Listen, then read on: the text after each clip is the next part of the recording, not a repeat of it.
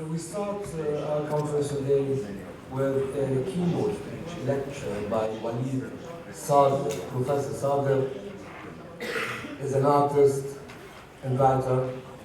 Yesterday I was talking about people who make difference at AHI. I mentioned Saleh Khalaf, I mentioned G. McGreevy. Change, they initiated change. I think Walid Sadr is making a difference now at EB and in the intellectual, cultural scene, artistic scene in Lebanon. I'm not going to say much about him. You will hear his lecture. Perhaps I can mention bigger than Picasso. This is one of his books in 1999. He mainly works on post-war Lebanon, artistic and intellectual approach. In 2002, he was the guest editor of the academic journal, The Third Text, issue number 117, with the title, Not Arab. Welcome with me, Walid Sadr.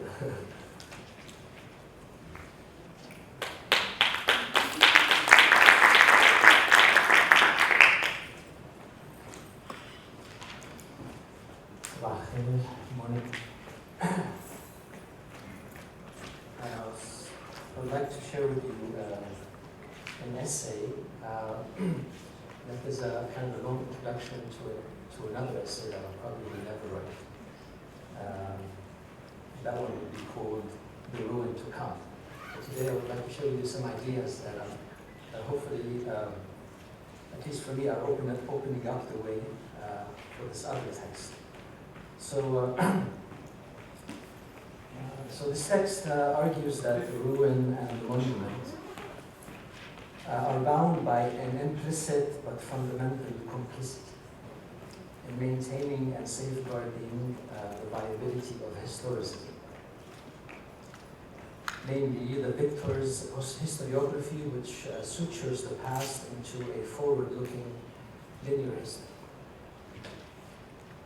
This complicity generates, I think, a normalization of linear time, in which the necessity of the future as progress is vindicated against the backdrop of an alleged antagonism between the monument and the ruin, namely between two apparently contrary scripts of the past. Accordingly, a reconceptualization of the ruin against the monument is necessary, but not in the sense of two forces acting in opposition along the same linear temporal axis, for that would provide little else than a reiteration of the above-mentioned complicity. Rather, the ruin is to be thought and proposed as forthcoming, as opening a space-time to come, not from an unbeknown and hopeful future, but rather a space-time that is built by survivors, those who are usually slighted by projects of post-war reconstruction. Survivors, or more precisely, non-posthumous survivors, who would come forth unreconciled to the dominant normative practices of the post-war, and bearing a crucial, even if unwelcome, knowledge garnered through lives lived in war, and with this knowledge begin the labor of ruin. But for today, I want to try to liberate the term ruin from the dyad, ruin monument, and open it up for another reconceptualization, but that will have to come at a later point for me at least. So to prepare for the ruin to come, work must be done to extricate the critical potential of the ruin from the near axiomatic dyad of monument-ruin, which continues to uphold a linear formulation of history. To unpack this dyad and show how a ruin plays a crucial role within a historicist narrative of time is not so obvious, as the ruin is conventionally set against the monument, and on the side of the defeated, on the side of the wounded, or in the least, on the side of the contemplative subject, who beholds in it an exemplary form that is attentive to the human pathos of facing the sacred unnameable of a downward sloping process of decay and putrefaction. But as counterintuitive as it may initially seem, I'd like to argue that the ruin form is merely the aestheticized, constructed outcome of a preceding authoritative act that tries to frame the present as a settled past. So the appearance of the ruin form is the given material tangibility of a linear history kept on course. Differently articulated, a ruin stands when the act of framing the present as past dutifully retreats to successfully foreground an object of aestheticized dilapidation that is proffered as instructional, erratic, or contemplative, but never ever as a current object. For a form to be read as a ruin, it must already be temporally set back at a distance and safely away from any destabilizing sense of urgency. Accordingly, ruins perform their historicist role most fully when employed to expedite the withdrawal of the negative from the present. In other words, the catastrophe that may inhabit the present and bind it tight to the crushing weight of its unyielding presentness must be swiftly evicted and efficiently framed as a ruin, lest our resident belief in a planned and better future be hindered and jeopardized. The instrumental organization of time into linear history when making and preserving ruins should therefore raise imperious questions about the advantage historiography of the victor that frames present negativities as a ruin, and the time of those who live the wreck that a ruin is not. The framing of wrecks into ruins is therefore an urgent undertaking when maintaining a political investment in the narrativization of present negativities as an already settled past within a linear forward-looking historiography. The ruin, therefore, is a temporal marker of a present made past and a future that begins again from a present freed of negativities. So if you allow me the following formulation, I would say that the present wreck, when framed as a ruin, no longer is the temporal site of the catastrophe, rather it merely dons its form. It is therefore necessary to note that concourse with the ruin form, conventionally understood as a belated coming upon a fragment or a trace of the past, is in fact concourse generated by an urgent concern with freeing the present of its negativities. Accordingly, the ruin, I'd like to argue, is a premature form. Premature because it stunts the expansion, wayward and indeterminate of the catastrophe and its wreckage. Premature because it prohibits the labor of mourning, possibly interminable, dissenting, and unproductive. But also premature because it cruelly binds us to an aspirational future before whose arrival we stand infantilized and humble.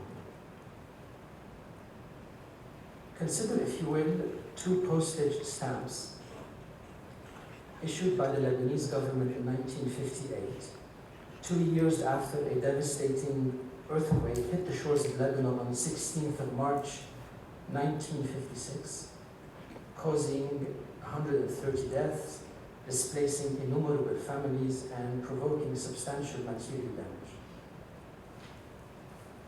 The two stamps form a revealing visual diptych. Are they visible enough on the screen? Not very. Could we turn off some of the lights, perhaps?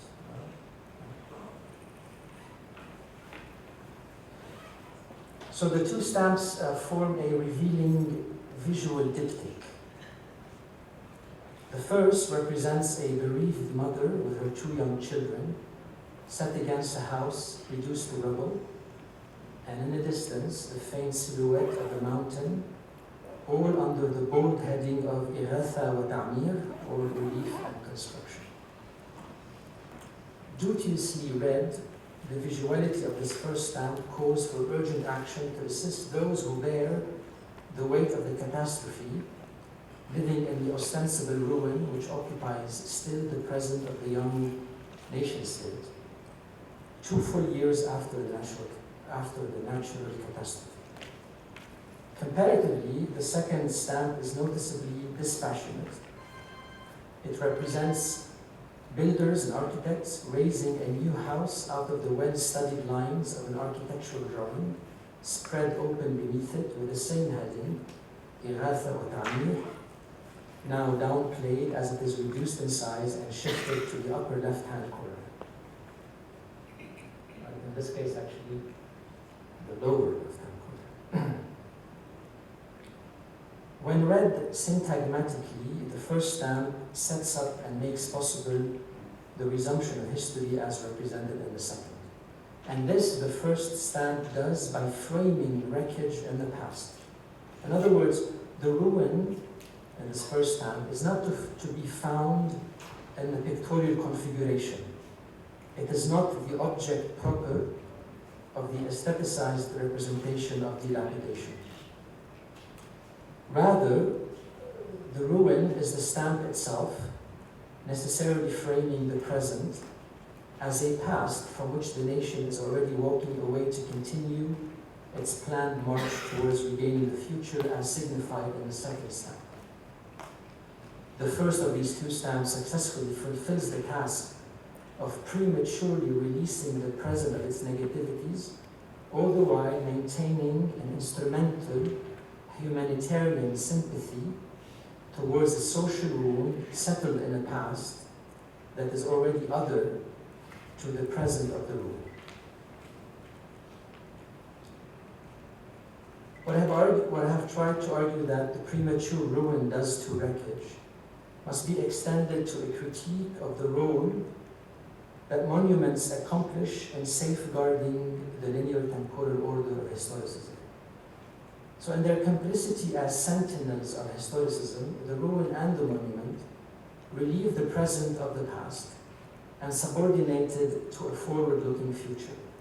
The ruin does so by expediting present negativities into the past, while the monument does it differently by robbing memory of the labor of forgetting. In that respect, the many monuments that mark the divided territory of Lebanon must be recognized as efficient in this task, not only because each is an opaque marker of a memory that selects an event, remembers the enemy, and practices a common revenge, but more importantly because each of these revengist monuments is raised to stand primarily against the dynamic complexity of remembering. Accordingly, if the nation-state and the many militarized sectarian groups are rarely diffident when raising and inaugurating monuments, it is because they are keenly aware of the vicissitudes of memory, namely what I like to call the labor of forgetting.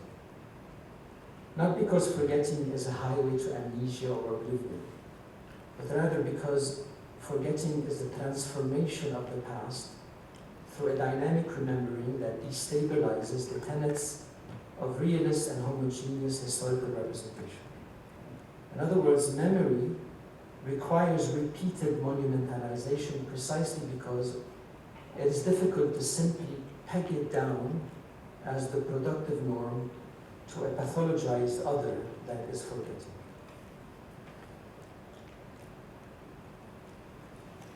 Let us consider how the Lebanese national and apparently non-vengeful martyrs monument in Beirut does nevertheless perform that same crucial task of robbing memory of its complex labor of forgetting. On the one hand, the inauguration of the cast bronze monument by the Italian Marino Mazzacurati on the 6th of May 1960 during the presidency of AHI was an attempt by the faltering Lebanese nation-state emerging from a bitter and inconclusive internal war to reclaim with appropriate pomp a military and legal hegemony, or at least the trappings thereof. This it urgently did a mere 6 days before the inauguration of the Baqa'ata Martyrs Monument on the 12th of May, which was financed and supervised by pro-Nasserite Kamal Jumba, as a memorial to those who fought in the 1958 civil war against the Western-backed presidency of Camille Chamoun. But the new Mazakurati Martyrs Monument, installed in the center of Beirut, was also intended to efface an earlier monument, sculpted by Yusuf al-Hawayik, which commemorated the martyrs who fell on the 6th of May, 1916, and was inaugurated on the 2nd of September, 1930, during the French colonial mandate.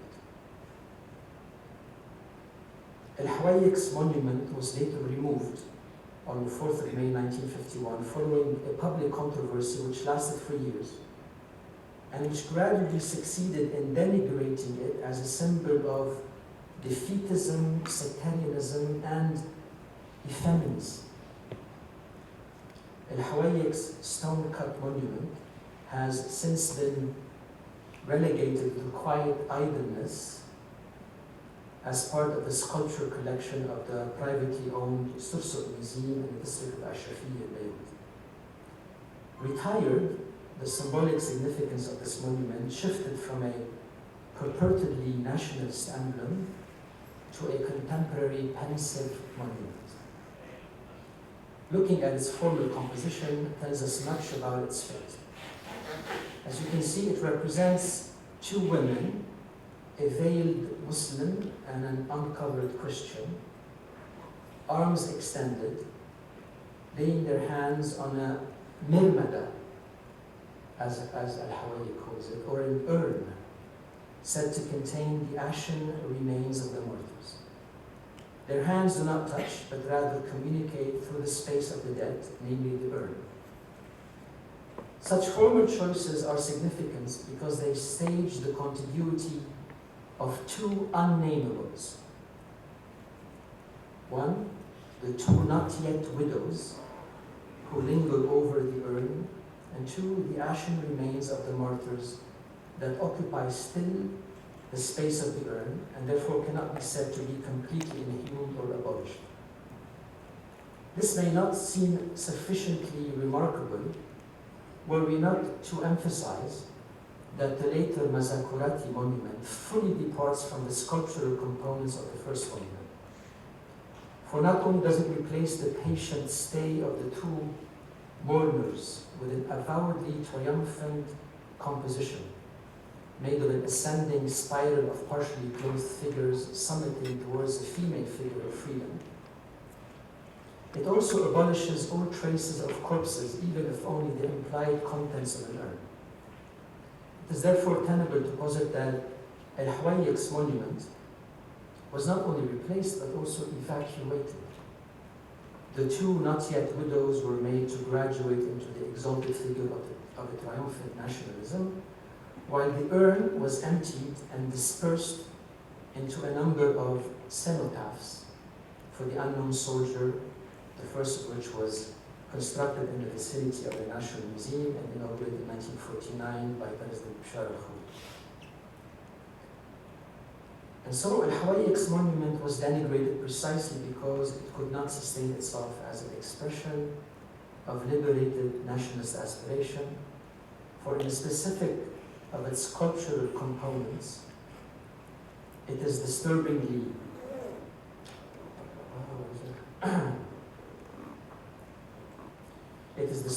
unaccomplished and inadequately nationalist.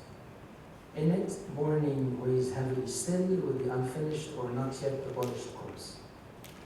It is a crowded monument, absorbed in the actuality of death's remains, and consequently unbehooving the upward drive of transcendental nationalist aesthetics.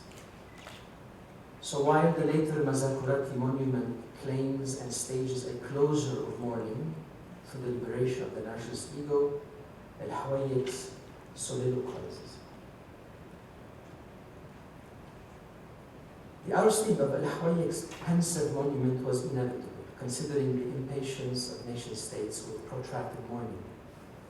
Therefore, if Rowans come to expedite present negativities into the past, monuments relocate the past and the present, but only in a reduced form of commemorative ciphers. The evacuation of the present and its instrumental subservience to a forward-looking history calls for a renewed defense of the possibility of living and acting in the currents of non-linear history. Propositions to that effect are not few, but the difficulties persist.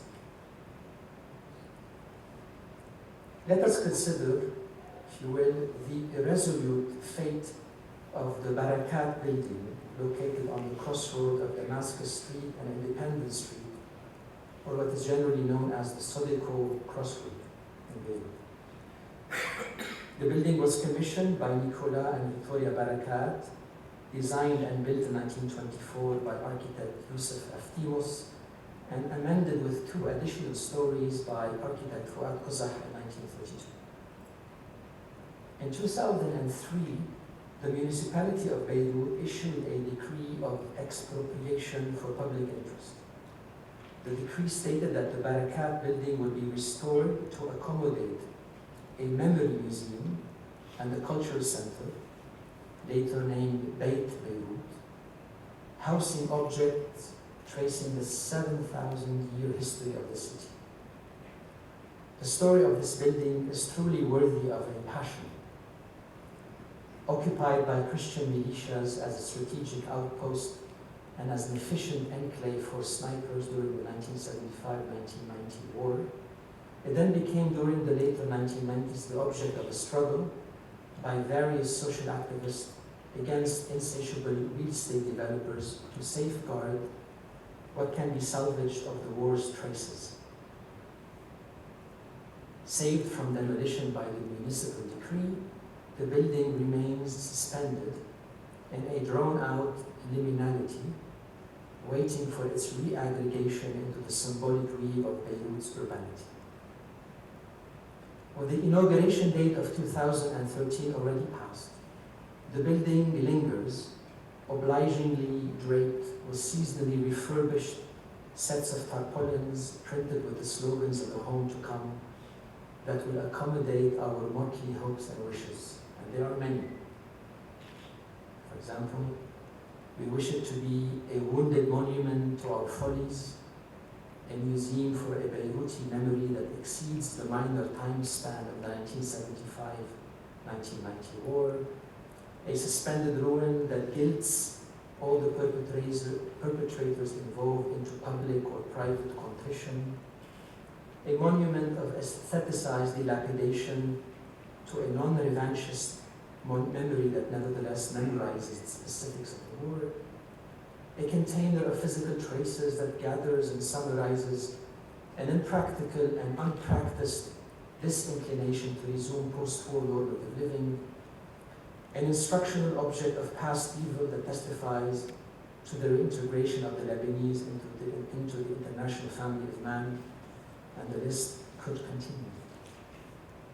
This building, this home, this Beit Beirut, is called upon to gather and couch all those wishes and stand as a premature ruin, a framed and settled past to a present that would finally become heedful of its necessary subservience to a better future, a present that is finally worthy of a justice that will soon come, or so we are told.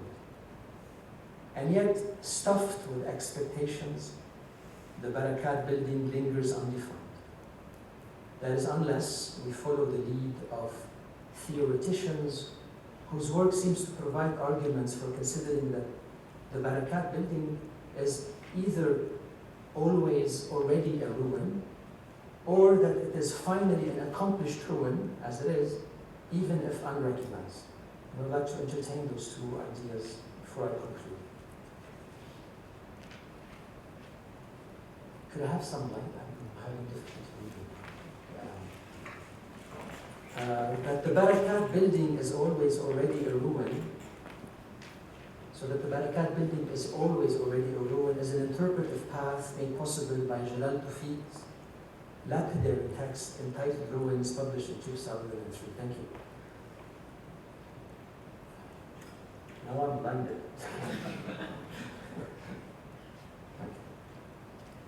So Tawfiq understands ruins as places necessarily haunted by the mortals who inhabit them, or the mortals who have inhabited them.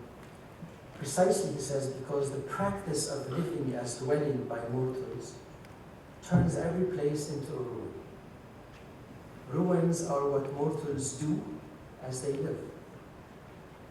And so just as ruins are not intentionally constructed, they also cannot be intentionally eliminated, for they exist in an anachronistic labyrinthian temporality, becoming manifest, at least in flashes, and remain so even if reconstructed, demolished, or even if replaced by another ruin.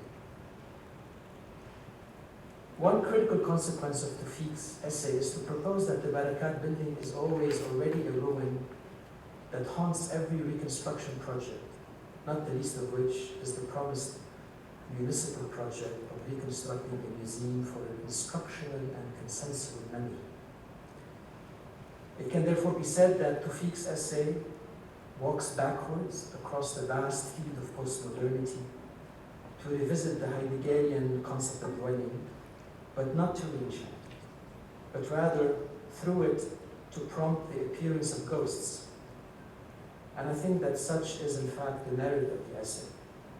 For far from reinvesting in the possibility of dwelling in Heidegger's fourfold, Tawfiq's essay merely injects the temporality of a particular place, the Beirut of protracted war, with persistent ghostly presences, so that we, like Marcellus, that senting of Elsinore, can be moved to speak of all that is rotten. That the Barakat building is always already a ruin is a critical gesture of resistance against the violence of historicist reconstruction projects, as it is, I think, an act of faith in mortals who generate unintentional ruins and so refuse being reduced to normalized post-war subjects. Now for the second possibility, that the Barakat building is finally an accomplished ruin, even if unrecognized, is another interpretive path possibly opened by Georg Zimmel's essay, The Ruin, first published in 1911. Zimmel considers that the age-old enmity between the necessity of nature and the will of the spirit, or between ruination and edification, is founded on the assumption that human willful intention is constantly threatened by the unraveling work of nature. Accordingly, the ruin, Zimmel argues, is understood and often cultivated as a nostalgic spectacle of man's work undone, a spectacle that is possibly punctuated by flashes of dread, as the endurance of time alone looms triumphant over every human endeavor. In this regard, Denis Diderot's view on ruins had become exemplary, and just a short quote. He writes, "Everything comes to nothing, everything perishes, everything passes, only the world remains, only time endures. Old is this world, I walk between two eternities."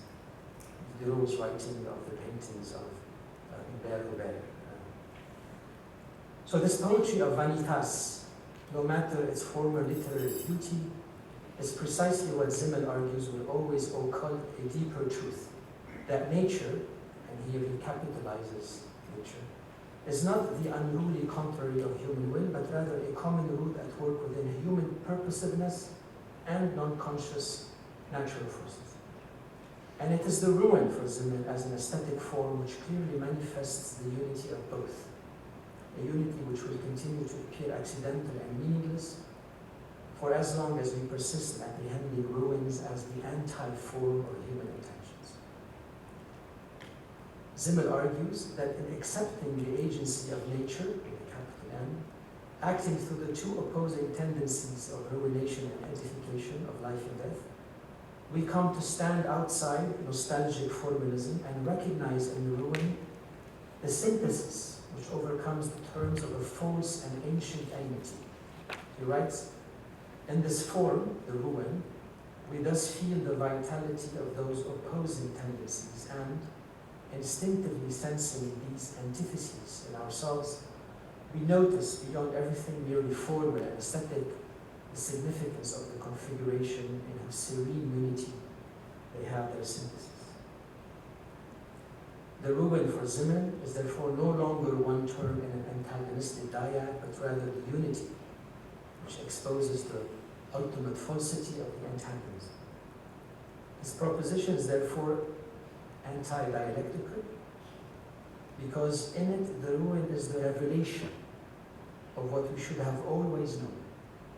The ruin is the form of a return home to what he calls the good mother, where two world potencies, the striving upward and the sinking downward, are working serenely together as we envisage in their working a picture of purely natural existence.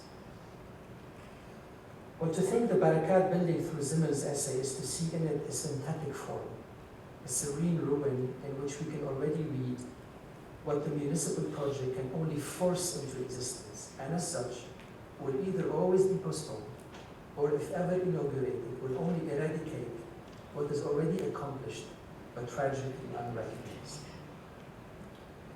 Differently as they are, the essays of Zimmern and Toufi both withdraw the ruin from the purview of any historically specific human activity. And I think that's my problem with those two positions. Zimmern, by ascribing the appearance of the ruin to the impersonal work of nature, and Toufi by inscribing its social effect within the pre-given human condition of mortality. However, it must be said that a crucial difference must be noted in that Zimmern's text, unlike Toufi, rejoins the presumption of historicism by ultimately founding the ruin as paradisiacal, a form that is lost, but if and when recovered and recognized, will not only vindicate a non-dialectical linear history, but more so re-enchant. Finally, a few words. The withdrawal of the ruin from the purview of any historical human agency, although providing, at least in the case of Toufi's essay, a form of resistance to the historicist logic of post-war reconstruction projects, nevertheless remains vague and inattentive to distinctions that mark those who continue to live after a war. For we are not just mortals. Rather, we are mortal victims, mortal perpetrators, mortal beneficiaries, and also mortal unreconciled survivors. And so while the victims have their therapy sessions, have their human rights discourse and trauma theory, while the perpetrators have public apologies to shine through or public secrets to disappear into, while beneficiaries have their paramilitary retinues and political machinations to keep them ahead of accountability, it is, I think, the figure of the unreconciled survivor that remains unspoken. For they, carrying an unwelcome knowledge, gathered from within the war, it is he, them, and no one else that can begin the labor of ruin, a specifically historical labor out of which the ruin may come forth. But this labor, this ruin of the unreconciled survivor, this very livable ruin, will not be simply recognizable to all of us, for it will most probably be a ruin that expands and contracts, appears and recedes, a figure and a prefigure, gathered from an unsummonable depth of experience, but always pulsating against the opacity of an utterly forward-looking history.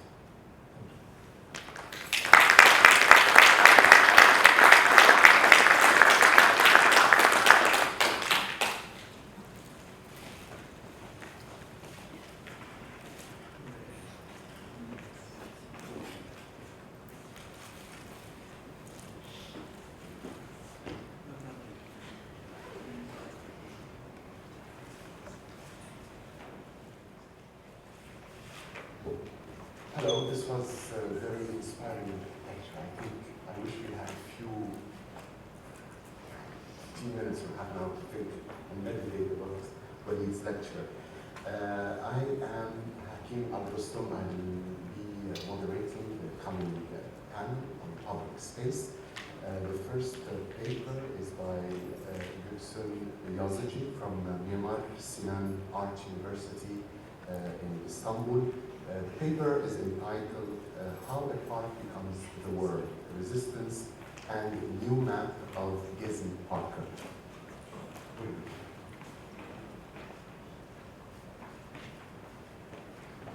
Thank you. It was a very inspiring lecture. Thank you very much. We need to think about monuments. And today I want to talk about we have monuments and memories. Maybe I hope Gezi Park is not only past. It must be about future. And I want to talk about the political geography, art of mapping, and their relation and the subject construction. After Gezi resistance, Zizek welcomed Turkish people to the world. It was a metaphorical world that was created by waves of movements, which was different than the real world. The Arab revolutions, called Arab Spring by the West, but I know that the people doesn't like this term, Arab Spring. But the Arab revolutions, for Arab Spring, a woman from Algeria said that we are not swallows which come and go in the spring, but we are human. In other words, being in the world is dependent on what subjects do. Then this is the history of how a park in Turkey, in Istanbul, became part of the world. In fact, this process also discusses how and why these people were out of the world once. The world map is changing according to the subjects and their acts. The most famous story about a map is a Borges story. Interestingly enough, this story implies the passion of exactness of science. Since cartography is about calculation, maps are supposed to be scientific. On the executed of science, Borges tells, in that empire, the art of cartography attained such perfection that the map of a single province occupied the entirety of a city, and the map of the empire the entirety of a province. In time, those unconscionable maps no longer satisfied, and the cartographers' guild struck a map of the empire whose size was that of the empire, and which coincided point for point with it. The following generations, who were not so fond of the study of cartography as their forebears had been, saw that West map was useless, and not without some pitilessness with it, and that they delivered it up to the inclines of sun and winters. In the desert of the West, still today, there are ruins of that map, inhabited by animals and beggars. In all lands, there is no other relic of the disciplines of geography. Borges describes king maps, and the map as a perfect representation turned into perfect imitation, reflection in the mirror of which cannot be as exact as the land. That question is not about the executive of science, but about the concept of space that can be mapped. It is already there, unchanged, independent from us. This is what map is. Our space concept is still based on two ancient concepts. As in the ancient Greek, stadium, which refers to space as in between space. The other is Roman, spatium, which is already there, independent from any in between.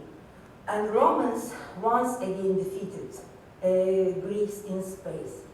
However, my story is about Greek space concept, that is stadium. This is in between space. And then My point is that Gezi resistance reverse subjectivization process that colonizes in between space, and Gezi resistance creates a counter process against subjectivation.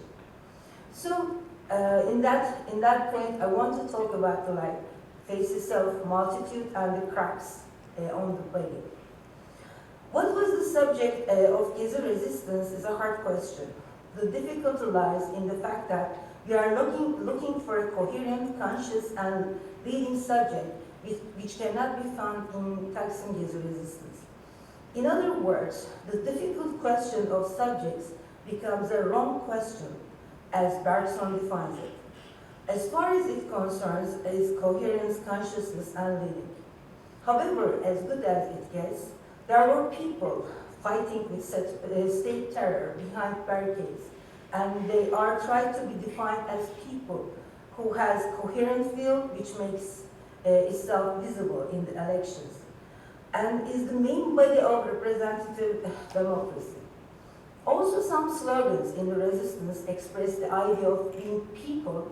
These slogans are aimed to reply the counterattack of government, which implies people in resistance are foreign enemies, marginals, which cannot be counted as a part of society.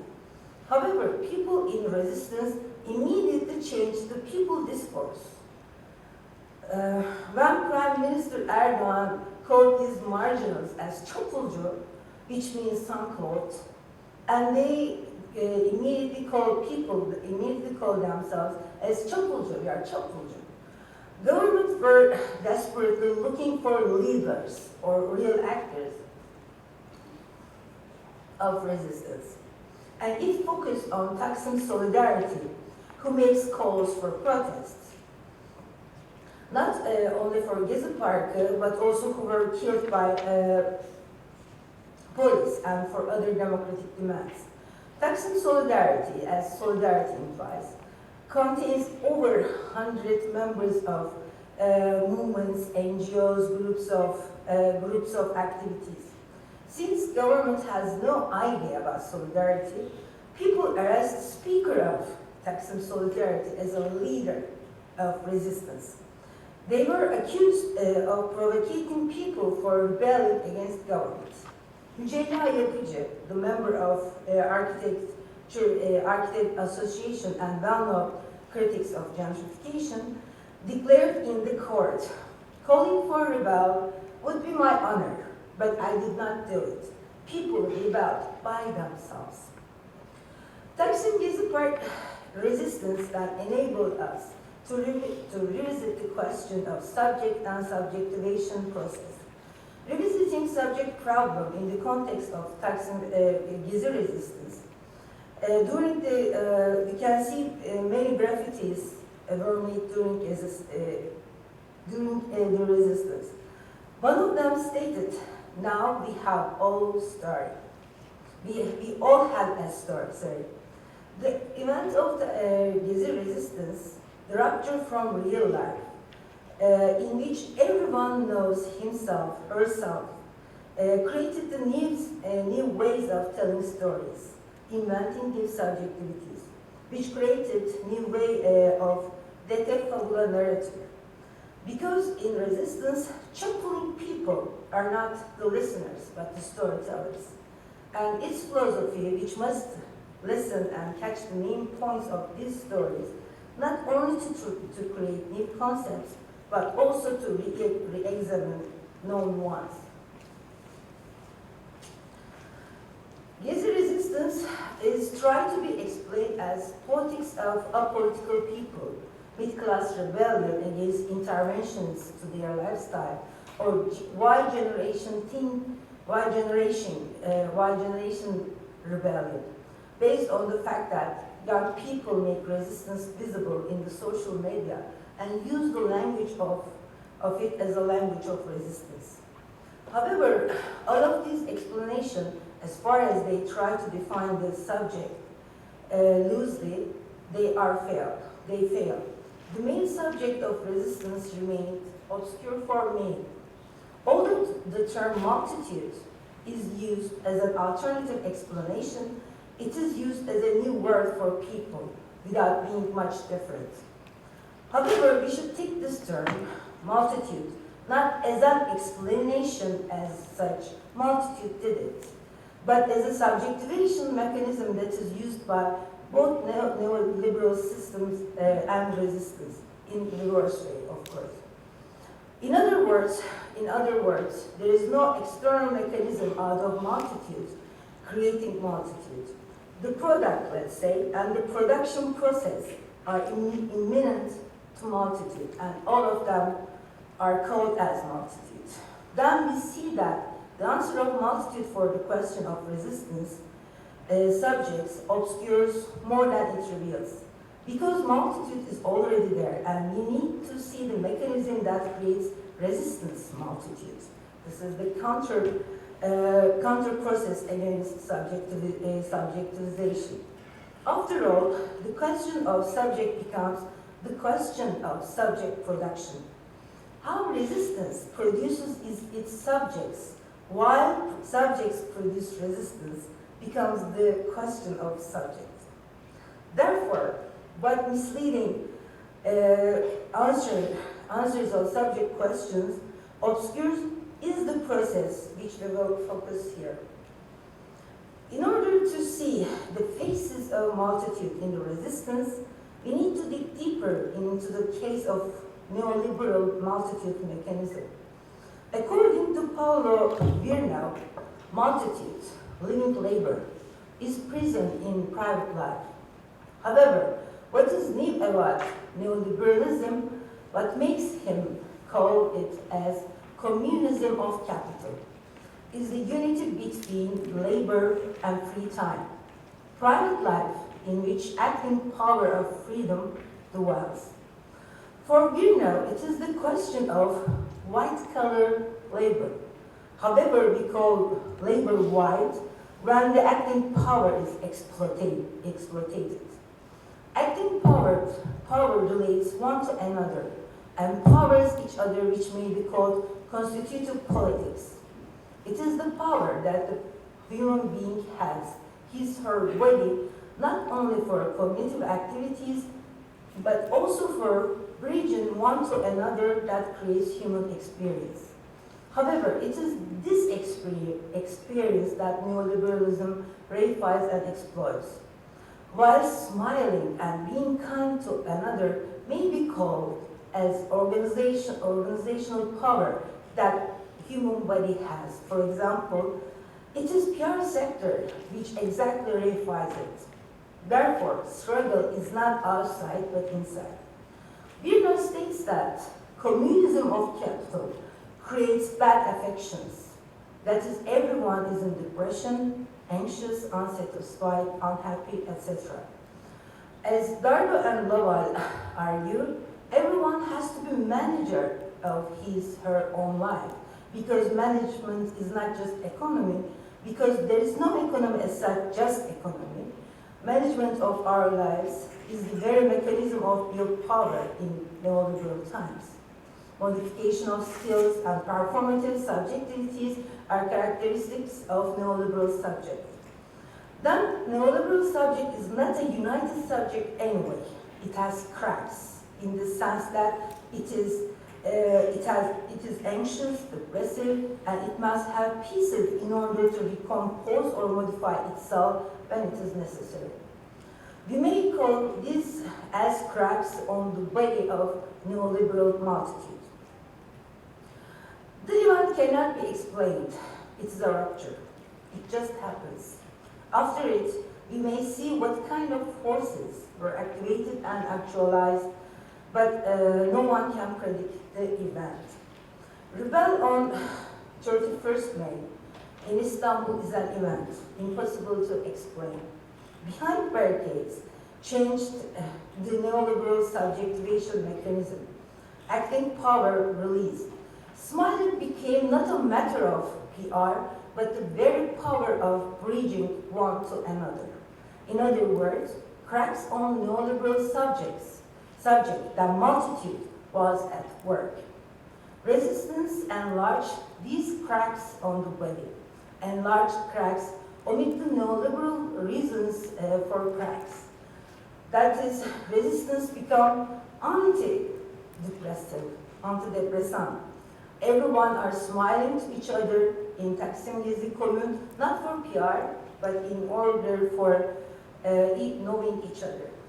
Acting power of body was not divided into pieces for neoliberal puzzle, but actualized itself in the context of organizing common life. Enlarged cracks on the body form the body of resistance. It is not a united body.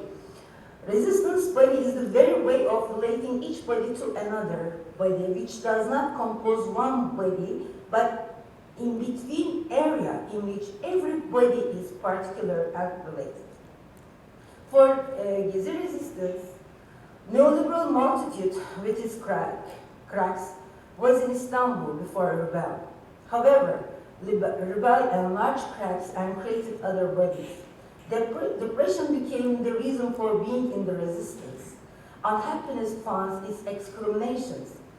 Once present in private life, all personal problems are reformulated on the common ground that created a real experience which changes body and mind. Although non-material products material product sector aims to reify experience, resistance reclaim human experience. Language of popular culture as it becomes the language of resistance. For example, Tayyip, winter is coming, as in the TV series of Game of Thrones, is the language becomes the language of general intellect. In fact, these are all acting power of human body once captured by neoliberal subjectivation mechanism. Taksim Gezi resistance as a rupture become the domain of new subject by enlarging cracks, unhappiness cracks, which became the common ground, and this was the process. So who, the question who, cannot be the question of subject after Taksim Gezi resistance. Both neoliberal and resistance multitude is a process. Then our questions must be what process works how? Then this new process makes us part of the world, that is the world between us. It is hard to note, it is hard to write down the process or the process of becoming, but I have some notes about this process. Gezi is marked by sheer simplicity. You kick a cat and the people in the neighborhood come out, shouting in all slangs with all connotations. Just don't kick the cat. You have no option, for you have just kicked the cat. This is a factum, irreversible and irreparable. But you cannot kick any cat hereafter, not in this neighborhood nor in any other. You, the government with all allies, immediately jump to or else. There is no else, no option. Just don't. I will be always around. What shall I do? Simply nothing. I will be around as whatever I become and as a replacement for the cat. On or about 31st May, human character changed. Now, however, I am negation Virginia Woolf's negation, and it becomes, I am saying that one went out as one might into a garden, then there saw that a rose had flowered, or that hen had laid an egg. The change was sudden and definite like that. I went out into a park, and my human character changed. I am becoming a cat, as the cat is becoming a tree. I will be around, not because it is my cat or my tree, but simply because it's a cat and it's a tree in the neighborhood.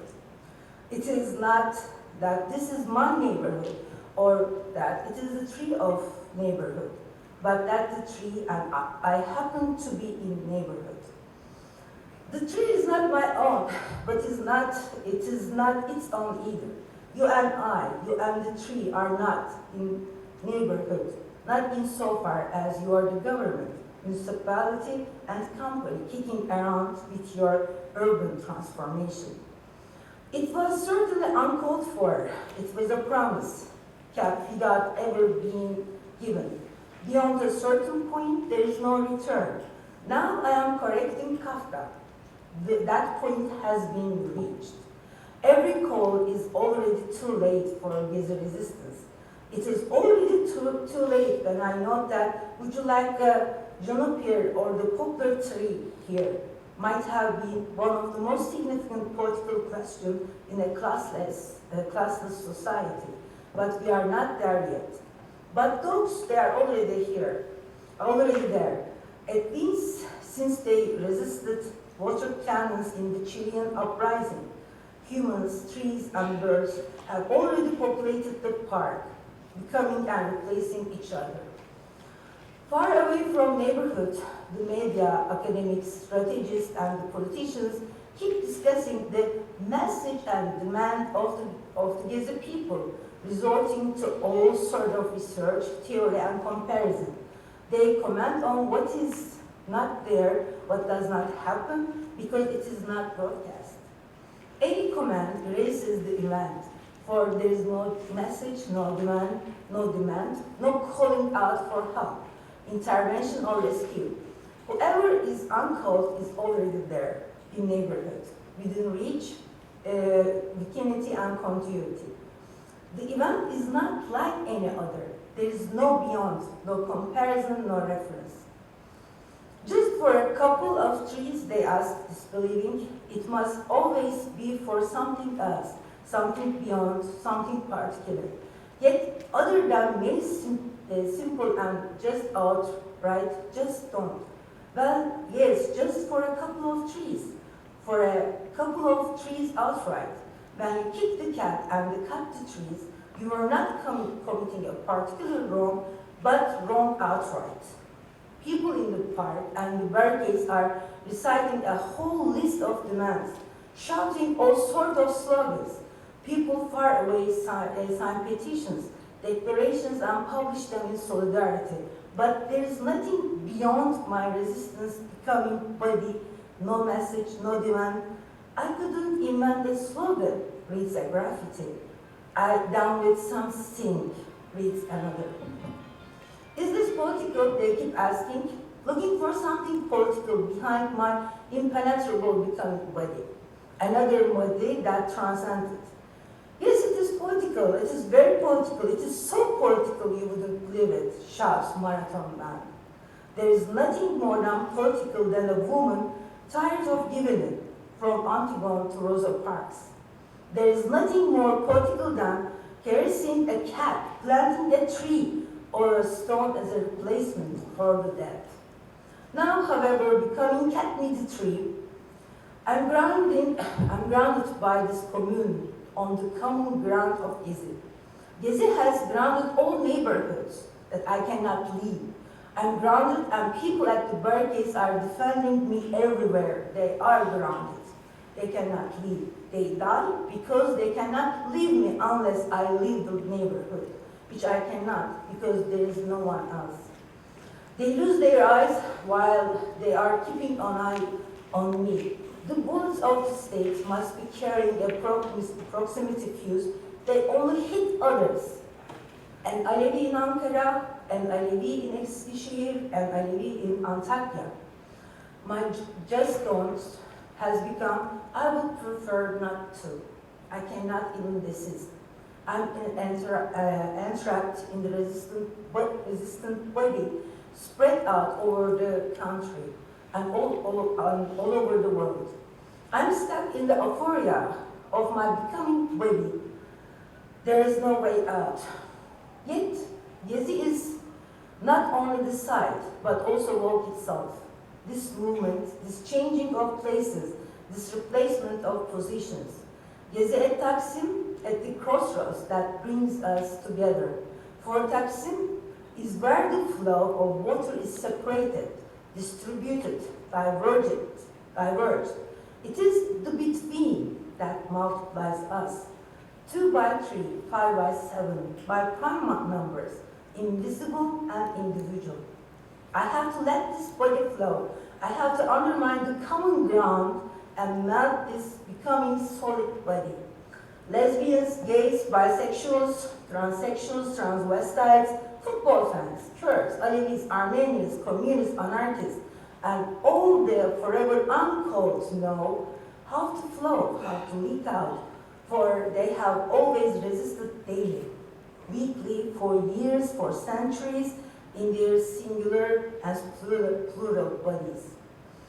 They help me undermine the solidifying common ground and carry me over an elusive discourse. Every word is at once metonymic and metaphorical, carrying over names and bodies on the slippery ground. Sex workers came out denying their alleged governing sons, then shoulder to shoulder against fascism becomes next to shoulder against fascism. And women come forth, covering all sexes, slang in colors. Then the national Kemalist slogan takes a new turn.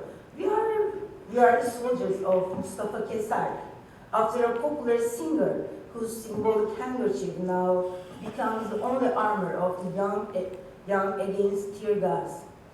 While LGBT individuals deny becoming soldiers of anybody, football fans, for the first time in all their lives, hail their pride. What always been an insult is now a prize. No woman has been killed by her husband during Gezi, a woman remarks. What strikes me is not only the fact that, but also this during before Gezi. Gezi is a flow. The world is flowing, and the power stop this flow. Thank you.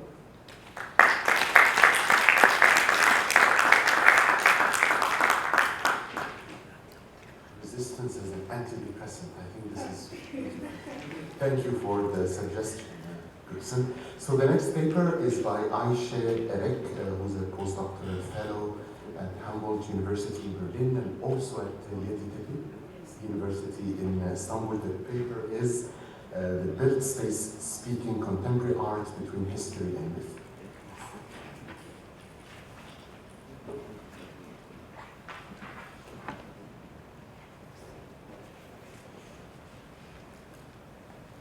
Thank you. I'm not a postdoctoral anymore, but I was when I sent it. But for 2 months now, I'm like in Yeditepe University, but of course, I didn't write it to you before, but thank you. But at the time, yeah, I was still in Berlin. Okay, so after this very emotional talk, which was also a part of my experience in Istanbul, I want to talk about urban resistance, not so much mentioning Gezi Park, but some event or action that preceded it, that happened before it, and maybe can be interpreted in relation to it. But I will in fact talk about, as an art historian, I will refer to some art projects, and I will try to understand the identifications with place through these artworks, and then try to connect it in order to understand another urban resistance movement that was created after the plans to demolish a very old building in Istanbul. So this is a work in progress. So I'm looking forward to hear your thoughts. In fact, inspired by the writings of Andreas Husen, in this presentation, I will try to explore the tension between the city's past and its present, and how the built space informs the collective imaginary. It can be said that the aesthetic models transform our sense of the real, for the image of the city is an abstracted concept and an imaginary constructed form.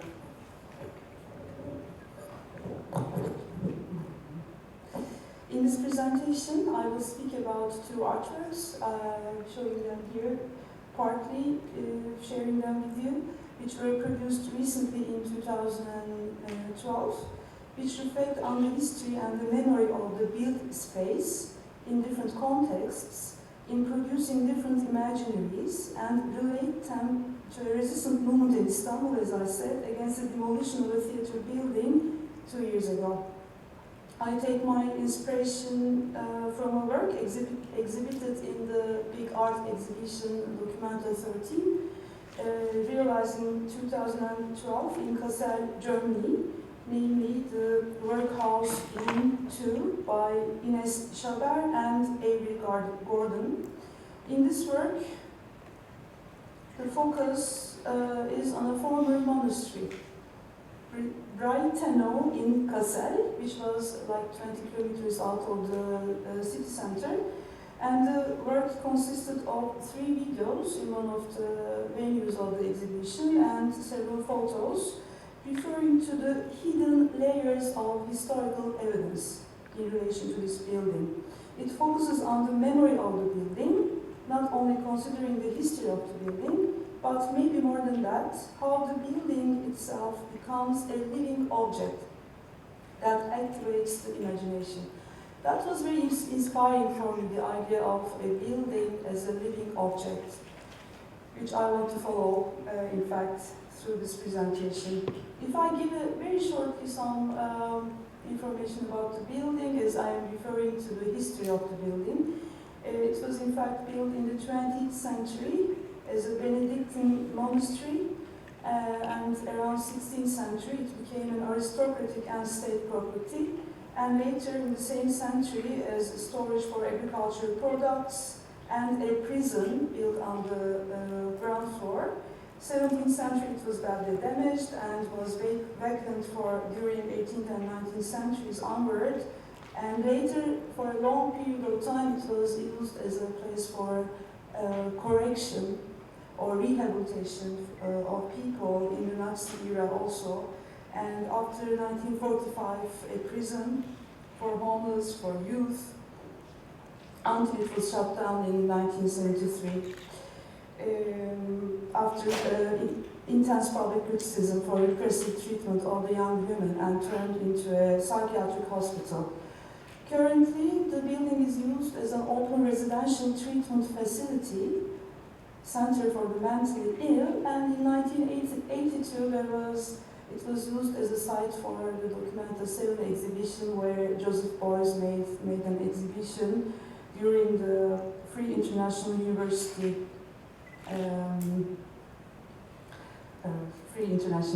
that he founded there. So the artists, there are 2 artists, as I say. In fact, one of them is an artist, the other one is an artist and a sociologist. They imagine the building as a space in which the ideas that have been subject to correction might find a temporary but more hospitable place in which to dwell, as the building was used as most of the times as a correctional facility. As one of the artists, Avery Gordon, states that despite the prison's attempt, it was also used as a prison during this long time period, to shatter this subjugated knowledge and its trajectories of thoughts, they had life, a presence whose traces can sometimes be glimpsed or felt precisely there in the place where they were wrongly presumed to have been safely isolated and changed. By this way, the layers of time are activated with the building or through the building itself. Therefore, the confrontation of the living human with the building as a living object is especially a point of attention at this work that also strikes me. Hence, history and the manifestations of hands, voices, marking, making the illicit, the legible, and the violence that renders illegibility are not segregated, but entered into a scheme of continual presence and negotiation through this building. Gordon states that when he enters into the building, he tries only to take a measure of the place, to get a feel for it, to begin to perceive the contours of the subjectivity of the so-called object, to see what is waiting there for him. He writes that what was waiting for him, in fact, was not a ruin or even a memorial, but a palimpsest. The notion of palimpsest, as Andreas Hubsan writes or explains,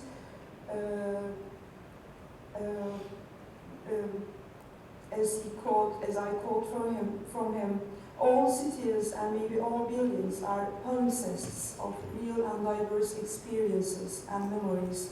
They comprise a great variety of special practices. As Gordon approaches the building in this way, as the building becomes a living object, it provides, in his words, a hospitable space for the critical and imaginative thinking practices of bad workers, strikers, runaways, vagabonds, women who wear too much makeup, men who sing political songs in the street, and other individuals. I have some of the photographs of this exhibition. This is not from Documenta, but this was exhibited lately in another venue. Some photographs of the environment and the building itself, and also some sounds taken from the environment, and etc. for the ones who didn't have the chance to go and visit the place itself, with some documentation and writing. So I want to connect this work to another work by Mariam Rami, entitled A Brief History of Collapses, which was realized in 2011 and 2012. There were two videos in this work. The one on the left was showing another side, and the one on the right, which I will explain now, was spontaneously showing another video at the same time, and there was a voice-over. And I found an extract on Vimeo, which I can show you while I'm reading my text. Maybe Restoragus Rubati. This can play in the back. I want to see the videos. There are both of the videos here, so you can follow. It may have happened long ago and far away, or quite close to where you stand today, within the reach of the story Restoragus you're about to hear may or may not be true. They may have happened long ago and far away, or quite close to where you stand today, within the reach of present memories, or before the precisions of recorded histories. In these stories, books, among other things, are burned and banned and stolen and sought. So it is useless to pretend, while telling these stories, that words have no weight or consequences, or that myth never becomes history, or history myth. Equally, it is useless to pretend that stories are told without intent. Every storyteller is Shahrazada, fighting to preserve either herself or the existence of something she values. So, there was once, or perhaps there wasn't, a palace. The palace was a parliament, or a museum, a library, or a refuge, a ministry, or a battleground. We can agree, at least, that it was and is a building, or rather two buildings, constructed 2 centuries apart. We may imagine that one building echoes the other, and we may be certain that each building contains its own echoes, the ghosts of what did or did not happen within its halls. These two buildings also share a curious condition. For those who know it best, the building exists in a state of suspension between what it was, what it is, and what it could be. Perhaps this is true of every building. Perhaps every building is a stone in the stream of history, around which it is possible to see the water sprawl. Every building, then, is both object and process, and must be examined as such. A physical fact that is constructed and reconstructed by circumstance. In the case of the Museum Frigizianum, built across the line that once divided 2 communities, even the initial act of construction performed a kind of reconstruction. To lay the foundations of Friedrich II's new museum, the fortified wall of Castle's old city was demolished, and the wall stones used to fill in the old moat. Only the Sterrenturm, the tower used as an astronomical observatory, was preserved and attached, anachronistically, to the Palladian lines of the new museum building. A visitor walking through the Frigizianum in the years just after its opening would traverse the chain of galleries running along each wing. As he walked through each gallery to the next, the galleries grew smaller and the collections ever more detailed and minute. One wing might take you from sculptures to miniatures to cameos to coins. Another from crowns I'd to like to objects play it all, but we don't have time.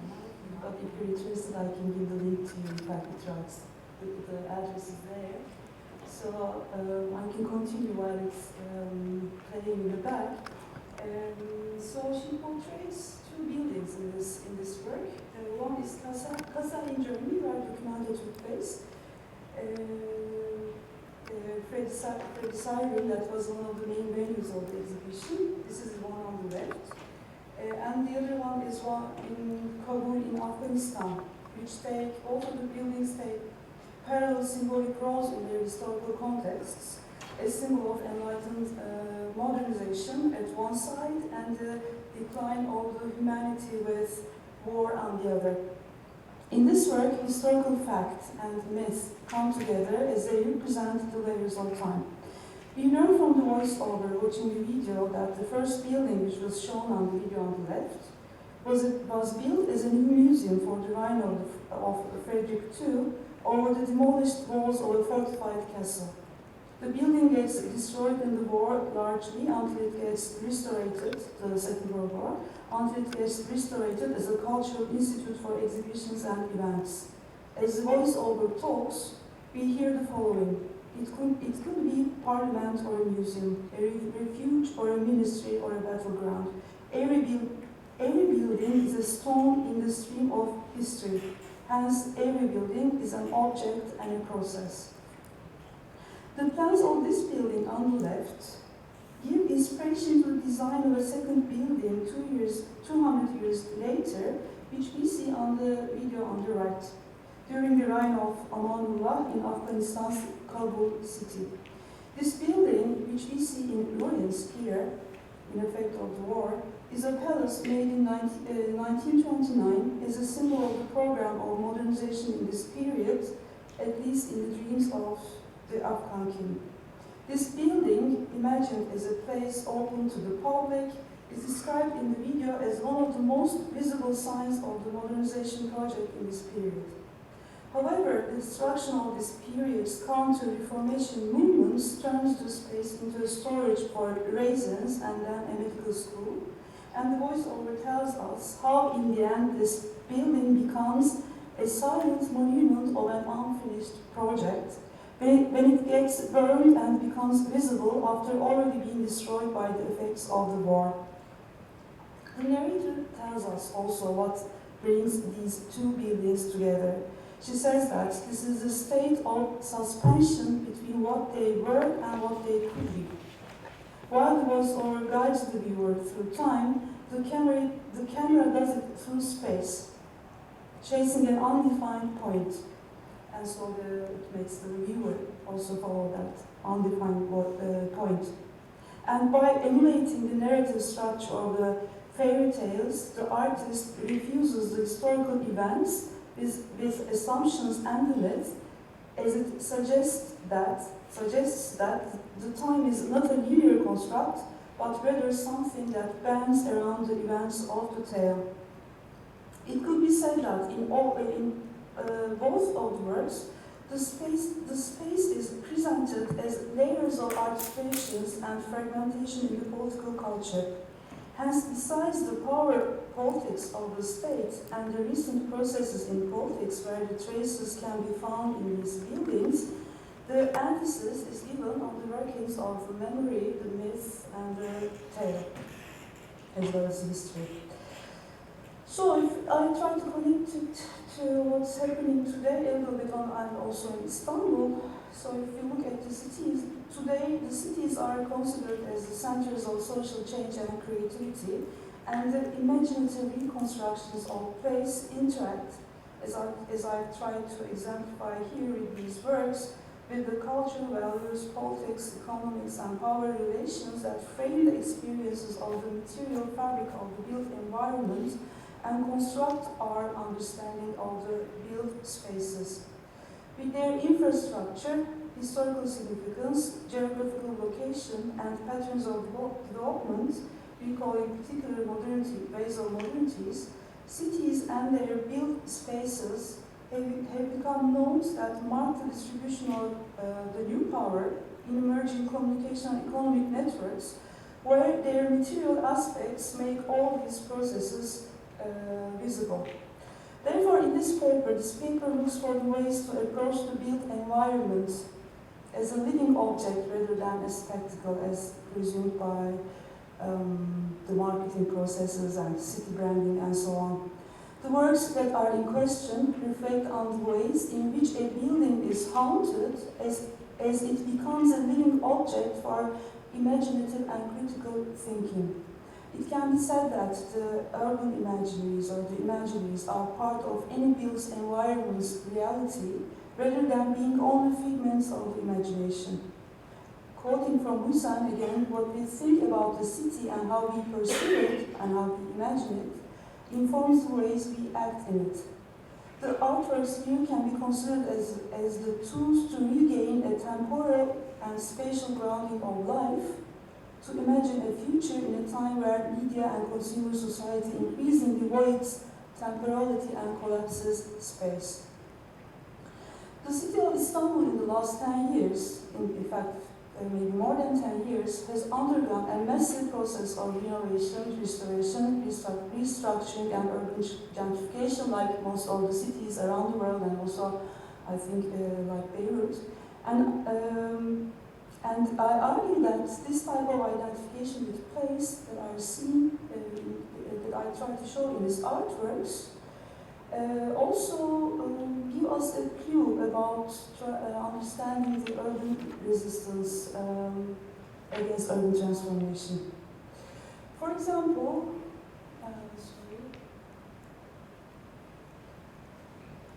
one of the recent resistance against in Istanbul preceding Gezi Park, in fact around like 1 year ago, it started, maybe more than 1 year, and we always try to understand Gezi Park within a process of urban change and resistance in Istanbul, and American Theatre building resistance is one of the most powerful ones that connects to this resistance of Gezi Park, which was also relating to a certain place. So, a recent decision of Municipality of Istanbul was to demolish the Emek Theatre building in Beyoğlu, in Taksim, in the urban center of Istanbul, for building a shopping venue, or for building another shopping venue, a new one.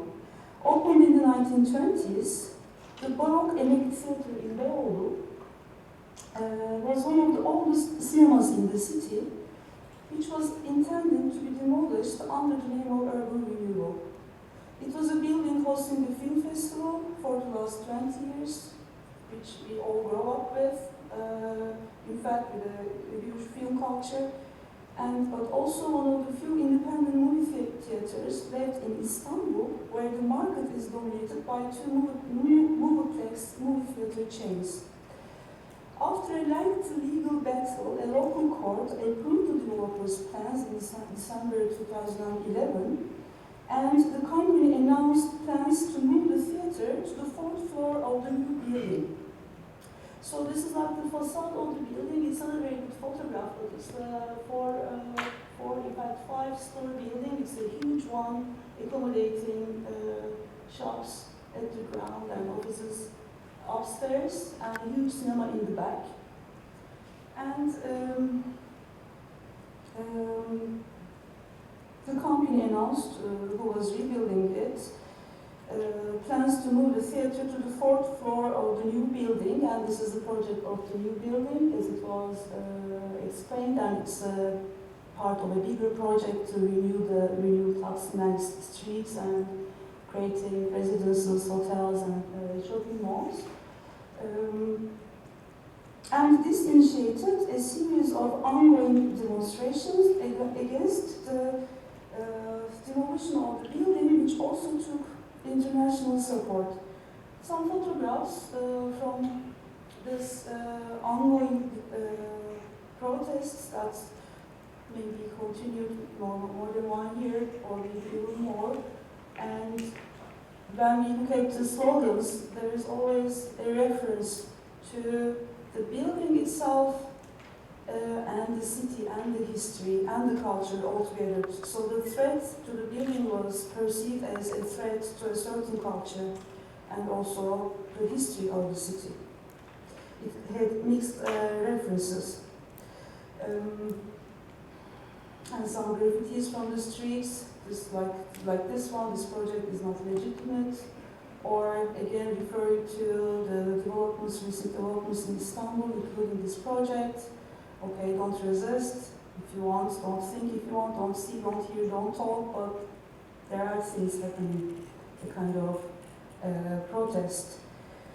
So today, for most of the cities around the world, just 3 minutes I need. Designating historic areas of the city and certain built forms as heritage sites and developing plans towards their preservation are introduced as remedies for the erasure of memory. However, these measures, historically informed in their claims and enactment, embody the danger of disregarding recent histories of social and communal structures and of reproducing histories and heritage that reflect the demands of contemporary economic and political interests. The cases of the reconstruction of Topçu military barracks in the place of Gezi Park, which was in fact the motivation for creating the resistance in Gezi Park. It was a park, and the idea was reconstructing a previously demolished 19th century building instead of the park, with a new function, a shopping mall with some galleries and so on. So this was the initial, let's say, motivation for the people to go to Gezi Park. So it was referring to the park as a symbol to protect the city from the urban transformation, and turned to many other expressions and so on. So the cases of the reconstruction of this military barracks in Gezi Park and the demolition of Emek Theatre building are examples of the ways that current cultural policy of the state, as well as the local culture industry, operate on one hand to restore the memories of a certain past, while raising the memories of others that exist in parallel to constructing the image of the city. So the Emek Theatre protests were in fact a symbol for the claim to the right to decide over the fate of the city, whose cultural and historical heritage is increasingly at stake. Here, the claim public is us realizes itself with the acting, and the public emerges in the collective action. The reasons of the public to intervene or to act, writes Henry Lefebvre, are the threat against the imaginary space which is produced through the different usages of real space, in this sense the Emek Theatre building, and the images, the memory, but also the myth relating to this certain place. This is a memory space, creating a language of resistance that is composed of the physical and emotional experiences and narratives embedded in this very space. On the other hand, this type of referring to the past is not a conservative endeavor, I think, that claims the past unchanged, and we may argue rather carries a present in itself, which makes the current resistance possible. At this point, one might argue that this type of nostalgia, if you call it nostalgia, which we can discuss, or better to say, is something related to the present or even to the future, where the public is performed through the acts and defined with the collective experiences and the desires, claiming the commons for the future. On the other hand, it is the Emek Theatre building, the place itself, that enables the public to identify with its past and present as a political, cultural, and social entity. It was neither the reality of the city nor purely imaginary. The city might be recognized as home, as something not foreign, and as constituting a moral and protected environment for the actual daily life. So the artworks that I exemplified in the beginning, in the ways they reveal the identifications with the place, as I say, is very inspiring for me in terms of understanding this urban resistance movements that appeared in Istanbul, also including Gezi Park, with a certain identification with the place.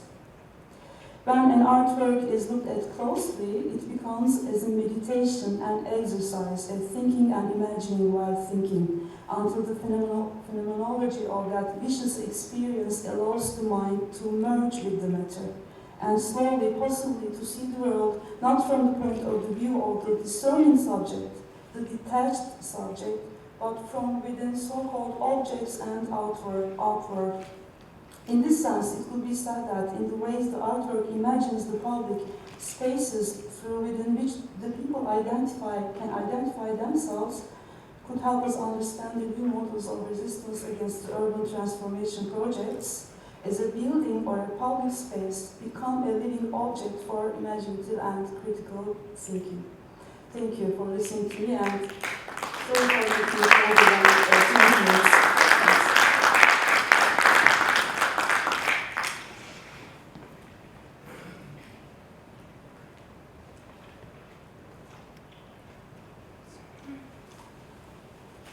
Thank you very much, Aisha, for this paper. Perhaps I've got the green light to extend, to delay the coffee break a bit, so perhaps we can all sit here and have a common discussion, like Mariam, Walid, Gülsün, and Aisha.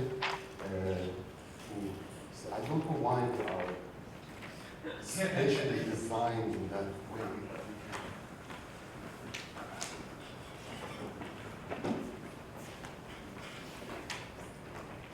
Also, since I was asked to moderate this panel, I also prepared a reflection, really. And then after listening to Walid's paper, I think there are some interesting common themes that I think are worth contemplating on.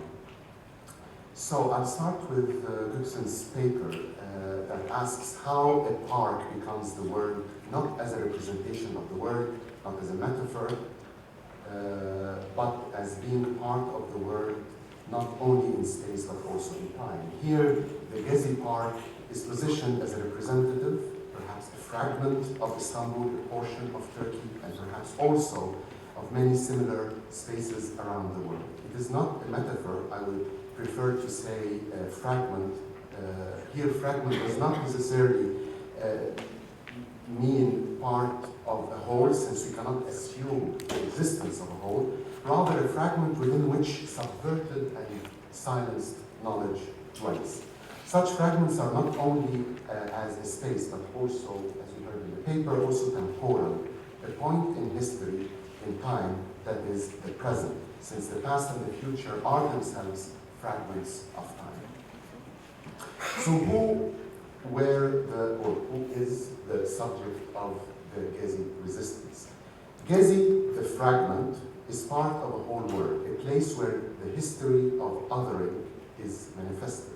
The excluded other in Turkey has a long genealogy, starting with the Armenian, moving towards the Kurd, the Alevi, the Islamist, the leftist, and recently also the secular Kemalist. In a way, at one point, almost everyone has encountered some sort of exclusion in Turkey. Gezi brought together the degrees of such exclusion that is also universal. For every regime includes by excluding. Here we see the universal significance of othering. Othering knows no creed, race, or position. It can sweep away any group or person at times that the sovereign declares as a time of crisis. The masses that demonstrated in Gezi, those bodies that the state fears, who are represented with a quote-unquote a coherent will, are a construct of the moment, especially when they are collectively labeled by the Prime Minister as Çukurcu or looters, in order to legitimize violence against them. The entity, people, included many movements and marginal groups, or the non-marginal groups that are critical of the government, especially anti-neoliberal policies of the ruling AKP party, including some self-declared anti-capitalist Islamists. Here we are asked to entertain the question of subject production, rather than trying to identify who the subject is. While many try to identify and claim the people who are demonstrating in downtown Istanbul, Cairo, Tunis, and the Syrian periphery, and some even sought to speak on their behalf, the mainstream discourse is about who produced the resistance. Göksel's paper asks us to invert the question and ask how resistance produces its subjects. The difficulty of explaining the subject is the same impossibility to explain or even name the event. In Egypt, there has been wars of what do we call the event? Is it a coup or a revolution, or both or neither? The anonymity of events of resistance and their subject invite us to look at such fragments in their effect to rupture, or as Göksel describes them, as causing cracks in the body, while the demonstrators have left Gezi, but their after effect, their remnant, continues to live. It disturbed an order, brought diverse and opposing people together, even if it was for a short time. I would even add that the duration of that event is also contested depending on each one's reading of history. That production of subjectivity is ongoing. Resistance, in all its forms, continue to produce new subjects, forge new solidarities, and in this is the driving force behind history and what also makes a part becomes a word. From the ways in which resistance produces its subject, we turn to Aisha's paper, where she entertains not the history of the building or a space, again, but their fragmentary memories. One of the paper's inspiration was from the 2012 exhibition, The Workhouse Room 2, a former monastery and later had consecutively been used for punishment, correction, and confinement of the excluded, the unwanted people, threatening ideas, and the building represents, therefore, layers of its past, but its history is not to be seen as memorializing it, or the people it sought to correct. Rather, the building is potentially a space that attempts to house even the many ideas, people, and experiences of correction. Presenting the layers of fragments narrates an alternative, even silenced episodes of history that otherwise may not be represented. Avoiding the memorialization is escaping from the tempting inclination to produce a linear history that by design is an act of silencing and exclusion. Here, Aisha invites us to move away from looking for a spectacle, for the purpose of opening up the opportunity to see a building or a city, not as a monument of a past, but as a complex inventory of the pasts, an inventory that works against the tide of collective amnesia imposed on us, we, the subjects and authors of history. The exhibition Aisha is using to speak largely of cities, again, a center of not only social change and creativity, but also contradiction and discrepancy. Recognizing a complex, diverse, and interrupted past opens up new forms of collective identification, solidarities, and resistance. Here we also expand the notions presented here to think of objects,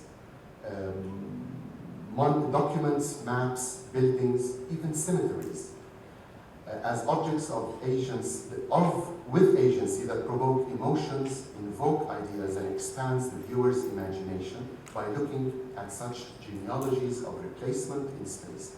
Recovering the silenced pasts has the dangerous potential of imagining and hoping for alternative future. So this were my reflection on both papers, and I think it's in the spirit of Walid's paper a bit as well. So I just, perhaps if you have comments, you can comment on any of the papers or on my comments, or we can open it to the public.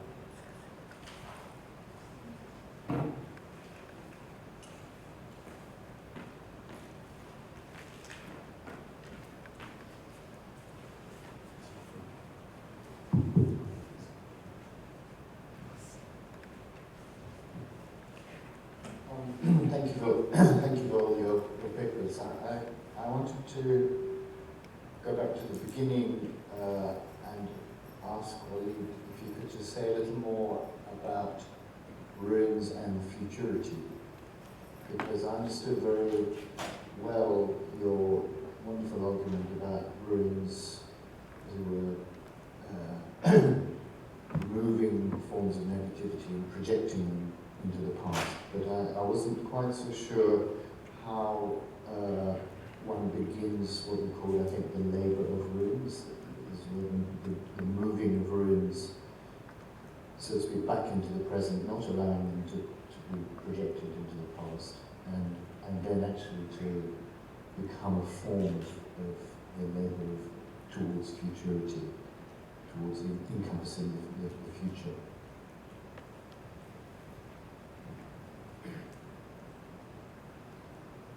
Yeah, I gave you indication that it's still work to be done for me, but I can try to talk about it. Is that so obviously for me there is an inadequacy with the instrumentalization of ruin. And I'm also impatient with, let's say, the Zimenian understanding of the ruin as a synthesis. I also feel that people like Jalal Tufi, brilliant theoretician, but who kind of propose that the ruin is always already here, robs some of us of a necessary historical agency. And so, over the past few years, I've been collecting book-length accounts by ex-Civil War combatants. There aren't many, but there are a few. And through those books, although almost all of them end up with the ex-combatant either apologizing or refusing to apologize by saying that what he or she has done is something that he or she will discuss with God. So it's not or very often they conclude their books with by emigrating to Paris, it seems. But nevertheless, in these books, and I've been reading them carefully over the years, I think there are moments that indicate that these ex-Civil War combatants have a profound, that they have knowledge. It's very complex. And it is my desire, in a sense, to write a text that, in a sense, open up the possibility for what I call the figure of the survivor to come forth. Now the survivor, and this is another problem, a survivor in literature is usually someone who overlives, who lives in spite of their death. And this is another difficulty, which is how to propose the figure of a non-posthumous survivor, someone who does not survive their death, but rather bears a very difficult knowledge, kind of, if you like, the visual image for me is the Trojan prince Aeneas, who, as he sees his Troy collapsing, he carries his very aging and decrepit father on his back, and then says at the end of the section 1 of the Aeneas, he says, I have lost and I know it. But he carries his father nevertheless. So the non-posthumous survivor is someone who carries this kind of knowledge. And I think this knowledge is yet untapped. And so I'm being very partial in my work, is that I think that our future, if we do have a future, must be a ruin. But it's a ruin that is built by those non-posthumous survivors.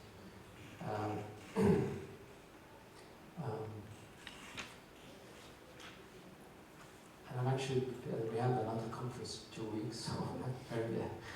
And I found, I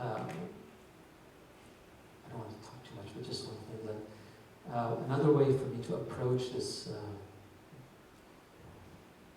to approach the figure of non-posthumous survivors, I found is to look back and read again a conversation that took place, I think, 100 years ago between Ulysses and Penelope. If you remember, Ulysses returns to Ithaca, Ithaca undercover as a beggar, and he's allowed into the palace. And one evening, it's very dark. There's only the light of the fireplace. And Penelope asks this beggar, "So you've been around the world, you've been traveling for many years. Have you met Ulysses?"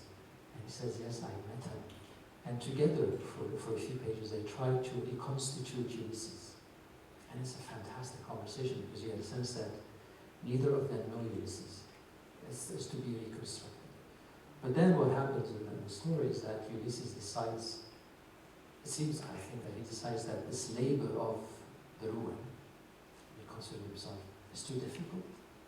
So instead, he decides to resurrect himself through the massacre. And there's a moment when he's washed with blood and he reappears as the king. And I think we do this most of the time, avoiding the labor of ruin by trying to resurrect. So I think this is where I'm heading in my work. That's good.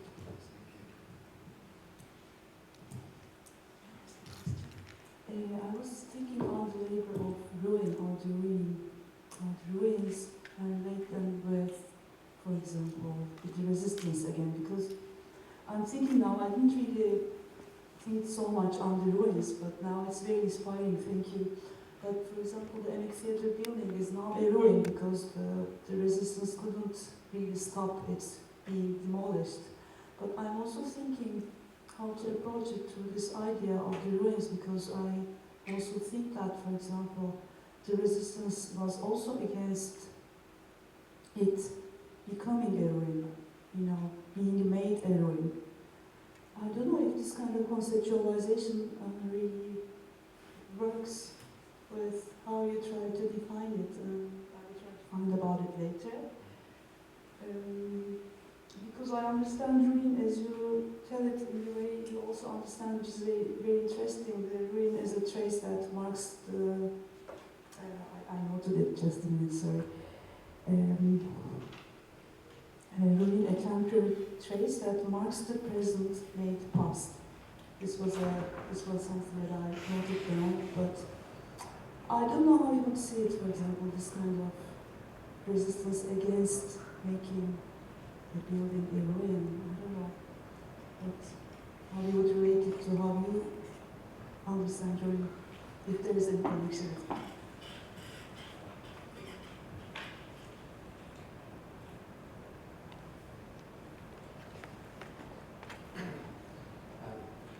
I don't want to be presumptuous. Back to the Barakat building that I mentioned.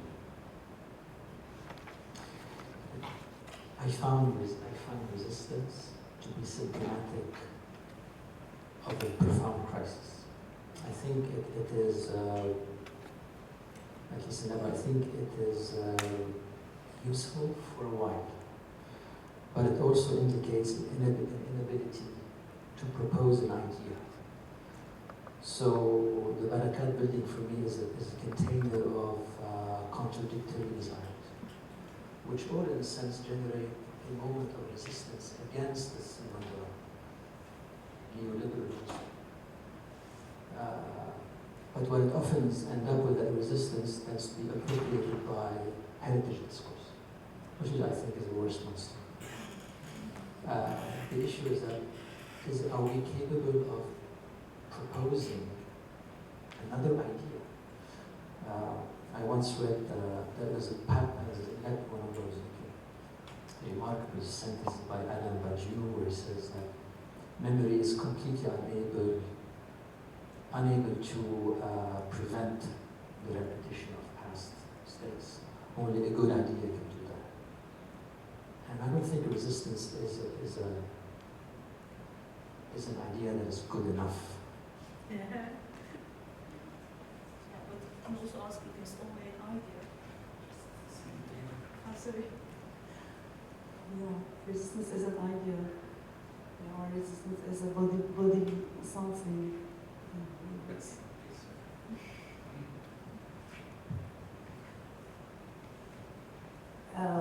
But I think that is what creates the process that creates ruin, or the world as we know.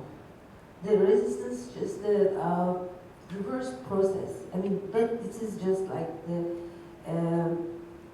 it's not. It is just the beginning. It was the common slogan of the Gezi and the EMEC also. It is just the beginning. We are beginning something else, and we don't know that. This is just a new process in order to retake the world as we know and the bodies as we know. Because I mean, resistance is not an idea, or it is not just an idea, but it is creating the in-between place.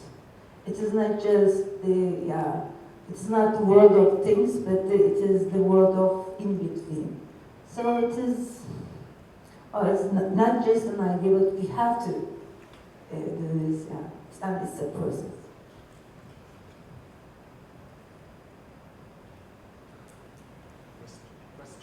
Questions, comments?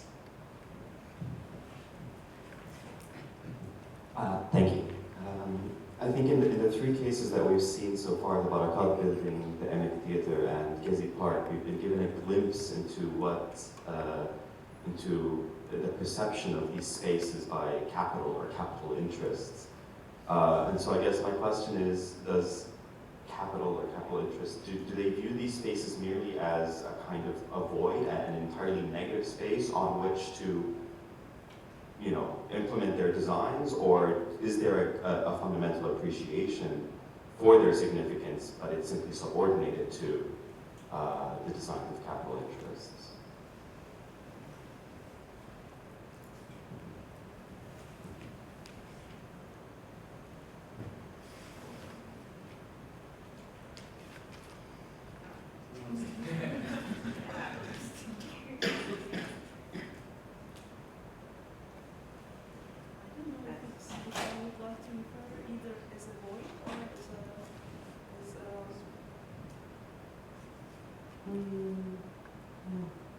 Maybe both.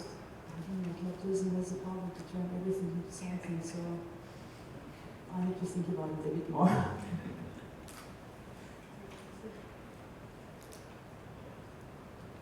Flatly say no. Capitalism, at least in Beirut, what's happening, the real estate wars, right? We know that money overrides everything. I've no doubt that money is blind to any local values. I'm not entertaining to qualify it. I mean, I just want to share a story about Egypt, because a lot of the buildings from the Belle Epoque have been demolished for higher buildings and so on. And those who survived are either survived as embassies or are survived by money coming from Qatar and the Gulf in order to turn, a villa. There was talk about turning the house of one of the West leaders into a restaurant bar, and that was one of the ways for it to survive, in that sense. But money over.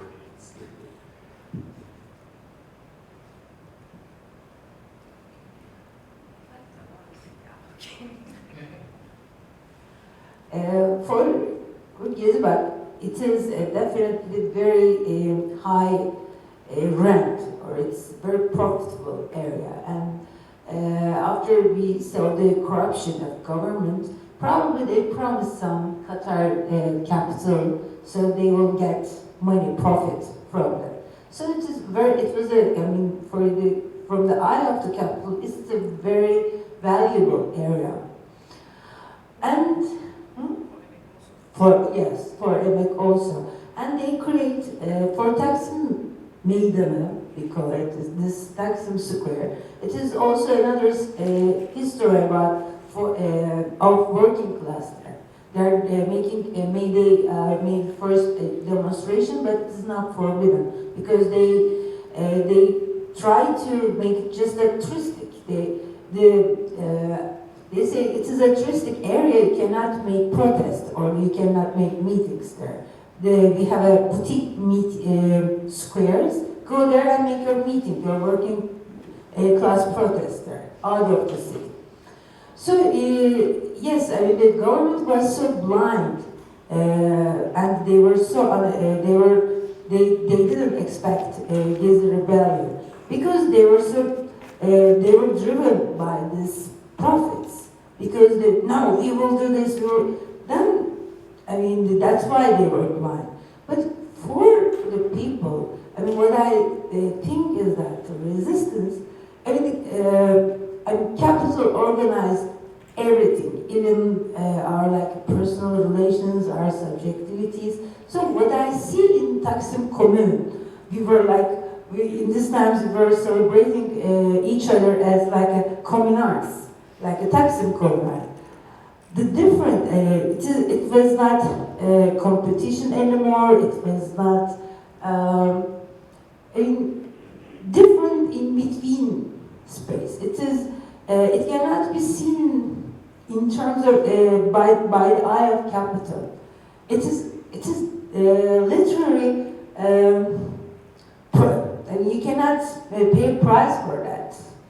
So, we changed. I think what I feel is that it's just a glimpse. Yes, not just a glimpse for another world. What it could be.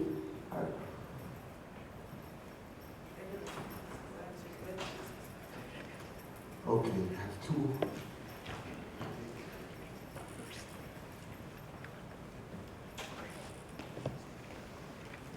What is often called urban renewal and what you were referring to is of course basically a question of real estate speculation because the big profits are not made from building as such, the activity of construction, but from the realizing the potential land values. But there is another thing to it that is important to remember, and that is that urban renewal usually is connected to a process where local economy is destroyed in favor of the global economy. And here we see, for instance, in Beirut, what is now called the New Beirut Souk, that is located on the place of the old Souk. The old Souk, before the war, was an integrated part of the local economy, of course. What they now call the New Souk, that is basically an American type of mall that you can see anywhere. It's completely part of the global economy. It has nothing to do whatsoever with the local economy. And this is the other side of urban renewal that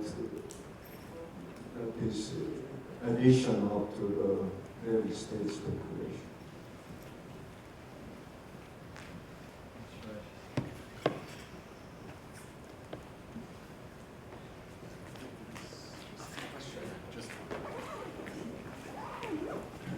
I hate to keep everybody from the break, so I'll just keep it quick.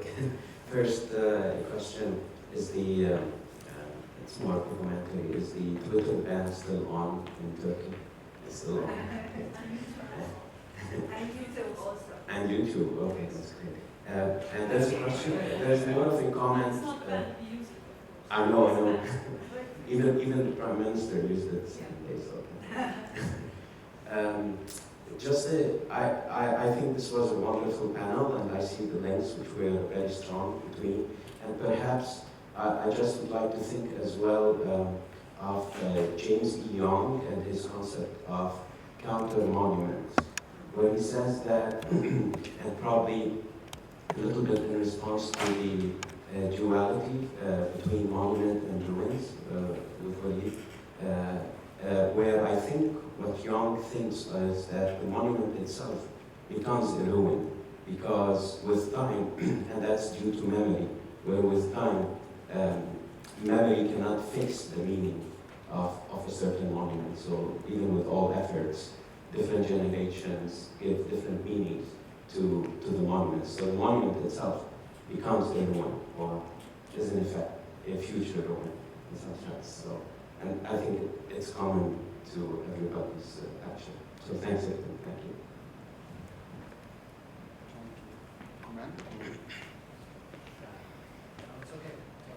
Okay, coffee break. I think we all need caffeine. So thank you very much.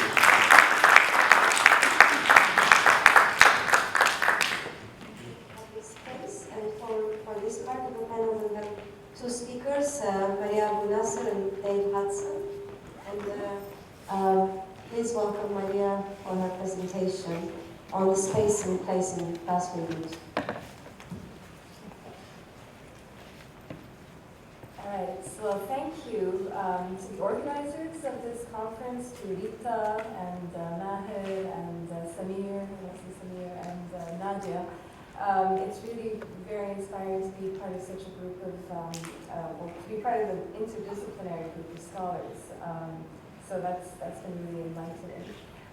My paper today concerns the role stories play in making space and representing the vernacular everyday life and memory of place.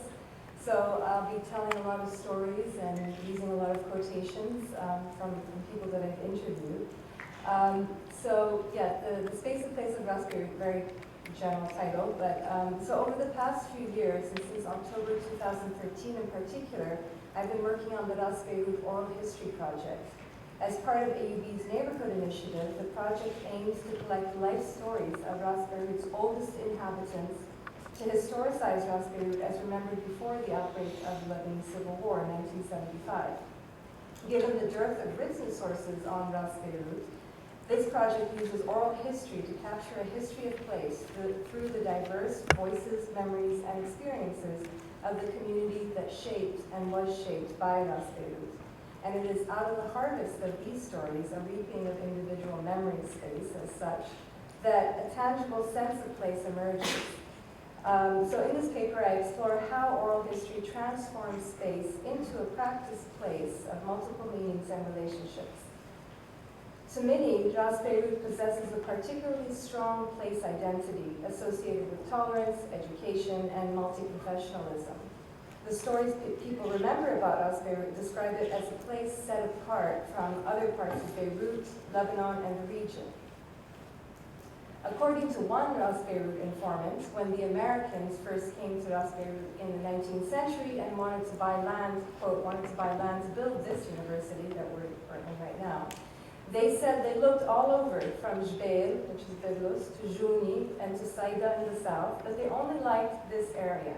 They said because of the families living with each other, who love each other and consider themselves related, because they were milk brothers, related through milk kinship, irbat al-Rada'a. The Christian Bekazi, for example, were nursed by the Muslim Sidani, and the Sidani were nursed by Sharat Bekazi. If the mother didn't have milk, another woman from the Aitani or Bey's house would nurse the child. If my mother nursed a baby girl, then that girl would be my sister, and vice versa. This didn't happen anywhere else in Lebanon except Ras Beirut, unquote. Whether or not this story is exceptional to Ras Beirut is not as important as its promise to define place as a unique entity with a history and meaning that incarnates the experiences and aspirations of a people. Ras Beirut represents a quintessential sense of place in the bonds forged between people and place. And as its oldest generation ages and passes on, so do Ras Beirut's stories. So this project acts upon a great sense of urgency to collect stories critical to the preservation of the memory and the intangible texture of Ras Beirut that is fast disappearing. And in the spirit of contributing to the distinction between space and place, I also feel the need to briefly define the two. Very briefly, whereas space suggests an indefinite, even an infinite capacity that awaits filling, as in public space, open space, made space, or outer space, place indicates some sort of claim, as in take my place in line, place at the table, or come over to my place. And at its most basic level, place denotes a fixed location, here or there. But it is more fundamentally a way of understanding and knowing the world. Many have mentioned Martin Heidegger and his understanding of place as a way of being in the world, of dwelling or design. Samir Mahmoud mentioned Edward Casey's undermining of the meanings and investment people give to space in a phenomenological framework as an experienced place. So using oral history to explore the making of plays folds together the philosophy of Michel de Certeau, Paul Ricoeur, and Edward Casey on the one hand, and the cultural geography of Yifu Tuan that Patrick McGreevy mentioned yesterday on the other. Tuan defines places falling into two broad categories. One as location and a unit within a hierarchy of units in space, or two as unique artifacts, depicting the unique character of individual places, mostly cities and towns. So as its name implies, can you see that? Is it visible? Maybe we should turn off the one row of lights. As its name implies, Ras Beirut is a location, actually a very specific geographic location. It is the Ras, in Arabic meaning head, of the westernmost promontory of the city of Beirut. Ras Beirut is not characterized by a central gathering place, such as a square or a saha or a park, but comprises clusters of places or nodes that in some cases no longer exist. There are educational nodes such as AUB and LAU, Lebanese American University, cultural and entertainment nodes such as Hamra Cinema and Piccadilly, nodes of leisure and recreation such as Faisal's, that doesn't exist, the Corniche and Sporting Club, commercial nodes such as Hamra Street, junctions and thoroughways such as Abu Talib, which is off the end of Hamra Street, Caracas and Bliss Street, and natural and built landmarks such as the Pigeon Rocks and the Lighthouse. Ras Beirut is not a city center. Indeed, it lay completely outside central Beirut less than a century ago. It is an informally laid out westward sprawl of the city that has converged into a neighborhood most clearly oriented by AUB's location on its northerly front. But in many ways, Ras Beirut is more of an idea than a specific geographic designation. It is the associations, the experiences, and the relationships established in Ras Beirut that give it its distinct personality. Place, particularly sense of place, is the product of the subjective and emotional attachment people have to place. Tuan posits that, quote, to know a place fully means to understand it in an abstract way, and to know it as one person knows another, unquote. Nick Untrikin loops geography to the philosophy of Paul Ricoeur to argue that implotment, quote, is a form of narrative which gives structure to the particular connections that people have with places, and so doing draws together agents and structures, intentions and circumstances, the general and the particular, and at the same time seeks to explain causally, unquote. The collection of oral histories that have taken place in Ras Beirut are constantly making place by the very logic of their implotment that transmits memory in a narrativized and causal sequence. Perhaps most pertinent here, Michel de Certeau gives narrative a primary role in practicing place and sees stories as spatial trajectories that travel through time to, quote, carry out a labor that constantly transforms places into spaces or spaces into places, unquote. Stories traverse and organize spaces and delineate a practiced place. While de Certeau calls these spatial stories, in the context of Ras Beirut's oral histories, I see them as placial stories in the way they make and practice place through the continuum of narrative. Told in the fractious present, they stretch back over the troubled waters of the Lebanese Civil War to a secure certainty or belief in certainty and a sense of belonging in place. So I'll begin by showing a few ways storytelling and the logic of implotment makes and practices place in Ras Beirut. Again, perhaps the most common association with Ras Beirut is that it is a place that simultaneously practices familiarity, where everyone lives as one family, and diversity. Agnes Chamin, who just passed away a couple of weeks ago actually, recalls in 1946, when she first came to Beirut as a young girl, that, quote, Ras Beirut was all friends. You could go from one house to another. Everyone knew everybody. And I remember asking my mother when I first came in 1946, I said to her, is everybody related?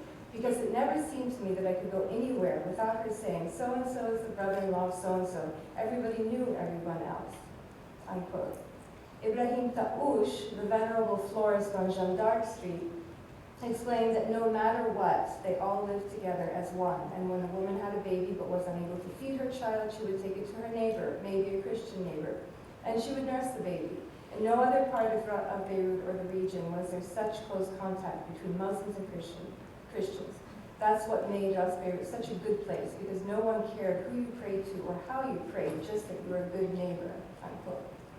Even though foster nursing is long since out of practice, and despite the fact that kinships, even across confessional lines, were not limited to Ras Beirut, today the often made claim that Ras Beirut constituted one big family is underlined by the belief in the relationship of Sunni Muslims and Orthodox Christians as brothers and sisters of the milk.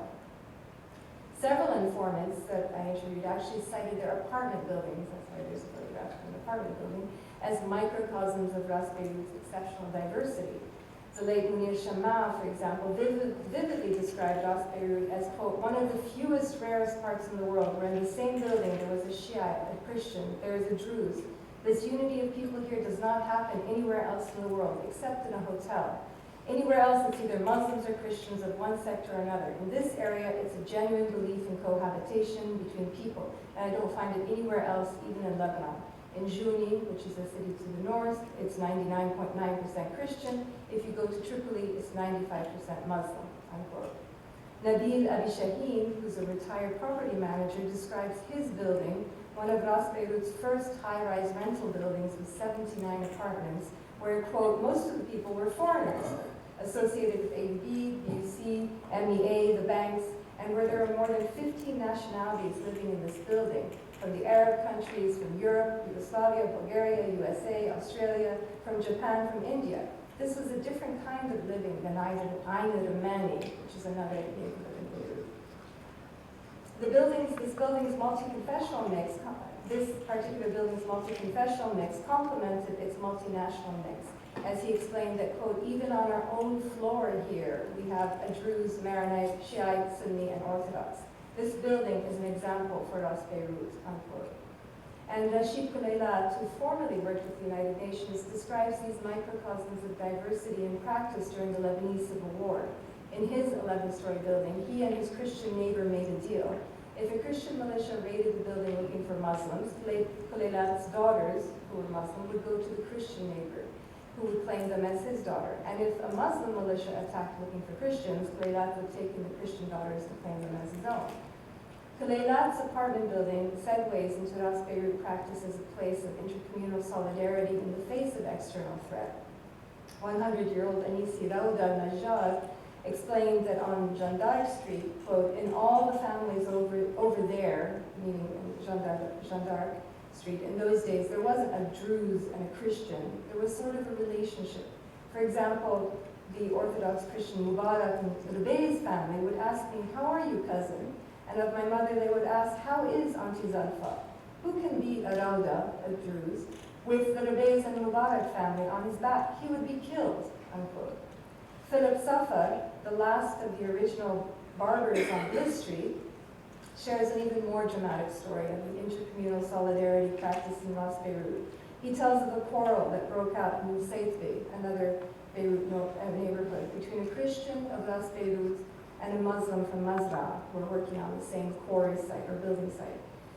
So he says, when the Muslims of Ras Beirut learned that this Muslim group from Mazra was on its way to build up the Ras Beirut Christian, the Aitanis, the Sidanis, and the Shatilas, who are Muslim families from Ras Beirut, got together and stopped them and told them not to take a step any further. The Mazra group was surprised and said, what's it to you? The Ras Beirut group said, if you hit him, meaning the Christian from Ras Beirut, it's as if you're hitting one of us. We are all friends and sons of this area. The Ras Beirut group didn't let them in and sent them back to Mazra. This story my father told me and other elders that were my father's age. They didn't let them in, period. They sent them back to their place, unquote. From a more recent post-1948 Palestinian perspective, Malak Husseini Abdurrahim explains that, quote, all the Palestinians came to Ras Beirut in 1948 because anyway, it accepted them and there was no religious differences. Nobody asked us if we were Muslim or Christian or whatever. But it was different in Ash-Shafi, which is again another neighborhood in Beirut. You could feel. All the Palestinians came here, Christians and Muslims, because we were all accepted. Ras Beirut was also known as a place where civic responsibility and neighborliness were practiced. In delineating landmarks along Bliss Street, Safar, again, tells stories of how people's actions marked place. He describes the most beautiful house on Bliss Street, owned by a certain Dr. Zibuni, next to the then Dimashqi House, now both of them the sites of luxury apartment buildings on Bliss Street.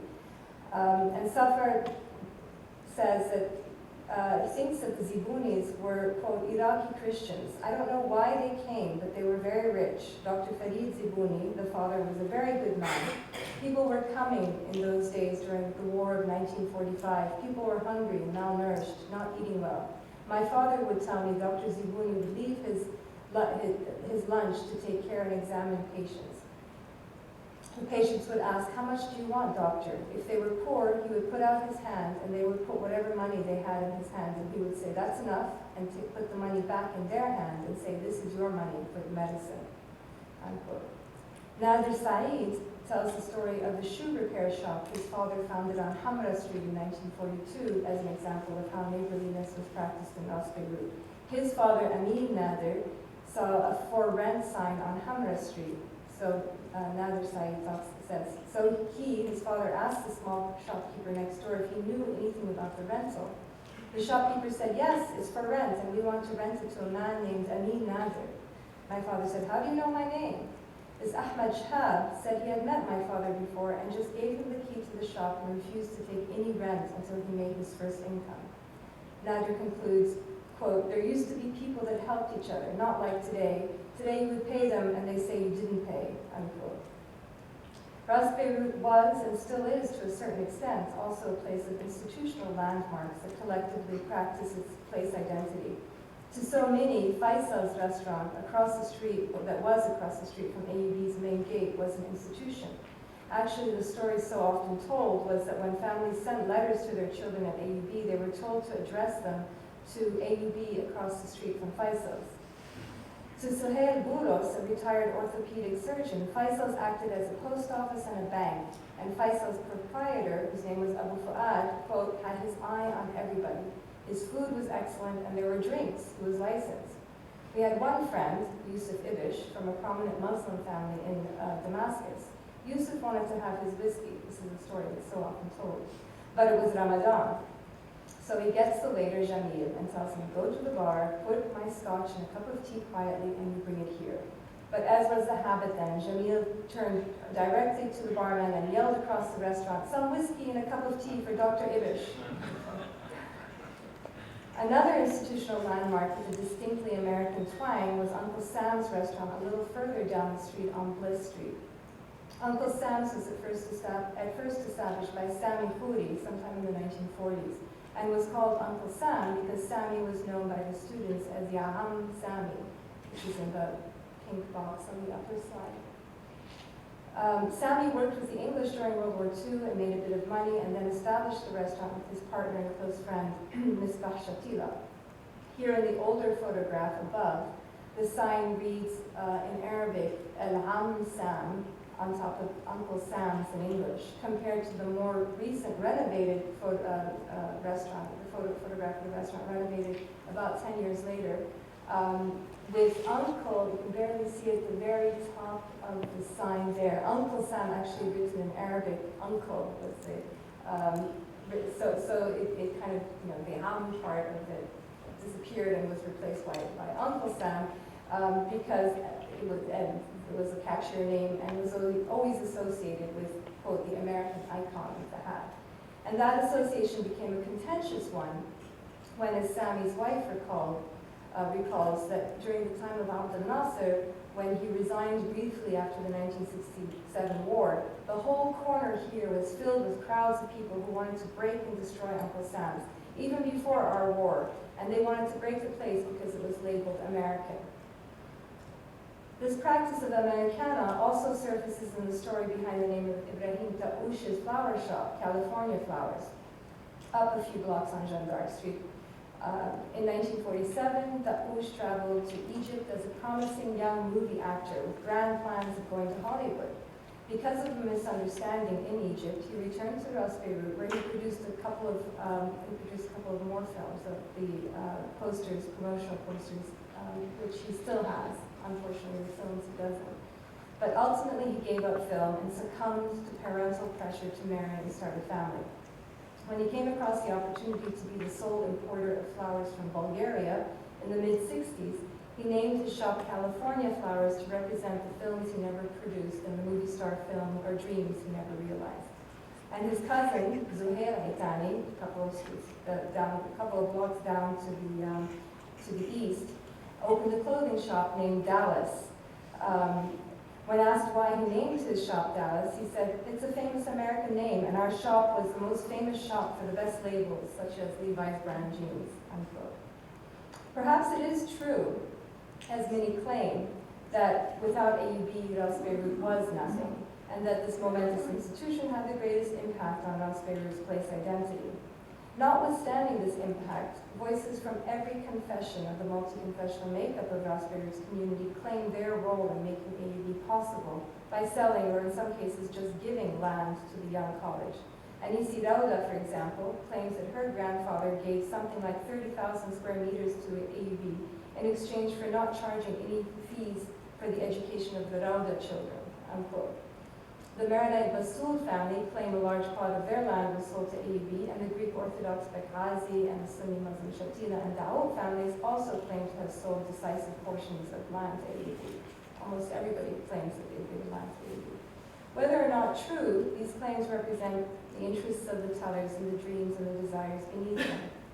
Furthermore, these claims make place in two ways. They represent the primacy of local agency, challenging, however subtly, the Anglo-American missionary quote-unquote discovery of Ras Beirut, as illustrated in the upper photograph, where Ras Beirut gazes up towards the college. And they reverse the lens, so now that the college looks out towards Ras Beirut, beautifully captured in the lower photograph, which is photographed, I think, taken from College Hall looking south from Bliss Street up. Finally, the lighthouse keeper, Victor Shibli, hangs these two photographs on the wall of his lighthouse at the end of the no longer eastbound tramway line on Bliss Street. In some ways, it encapsulates the double vision these oral histories afford. Taken in 1956, the photographs show the old brick lighthouse built in the 1830s, dwarfed by the overwhelming height of the then new unpainted concrete lighthouse, which still stands but is completely surrounded by buildings now. Capturing a fleeting moment in time when the old and the new coexist, this photograph symbolizes the sudden transformation of Ras Beirut from a village to a city in the second half of the 20th century. Moreover, the sense of imminent destruction of the old and soon to be forgotten stands for the fragility of these oral histories that, if not collected, will be forever lost in the dizzying speed of Ras Beirut's continued urbanization in the present. Stories tie people to place, and these oral histories illuminate Ras Beirut as a place replete with stored and storied memory, where the dynamism between space and place is mediated and realized through the acts of imagining, remembering, and narrating. In their multiplicity, these stories reverberate, resonate, and accumulate into a tangibility of place. But anthropologist Keith Basso observes in his study of place attachment, and the study of place attachments the Apache have to their land could perhaps be applied to Ras Beirut. He writes, quote, "What people make of their places is closely connected to what they make of themselves as members of society. We are, in a way, the place worlds we imagine," unquote. And while some may regard stories as glorified gossip, de Soto qualifies that stories diversify, rumors totalize. Through oral histories, stories act both as a medium and a meaning-making process to make space place. Thank you.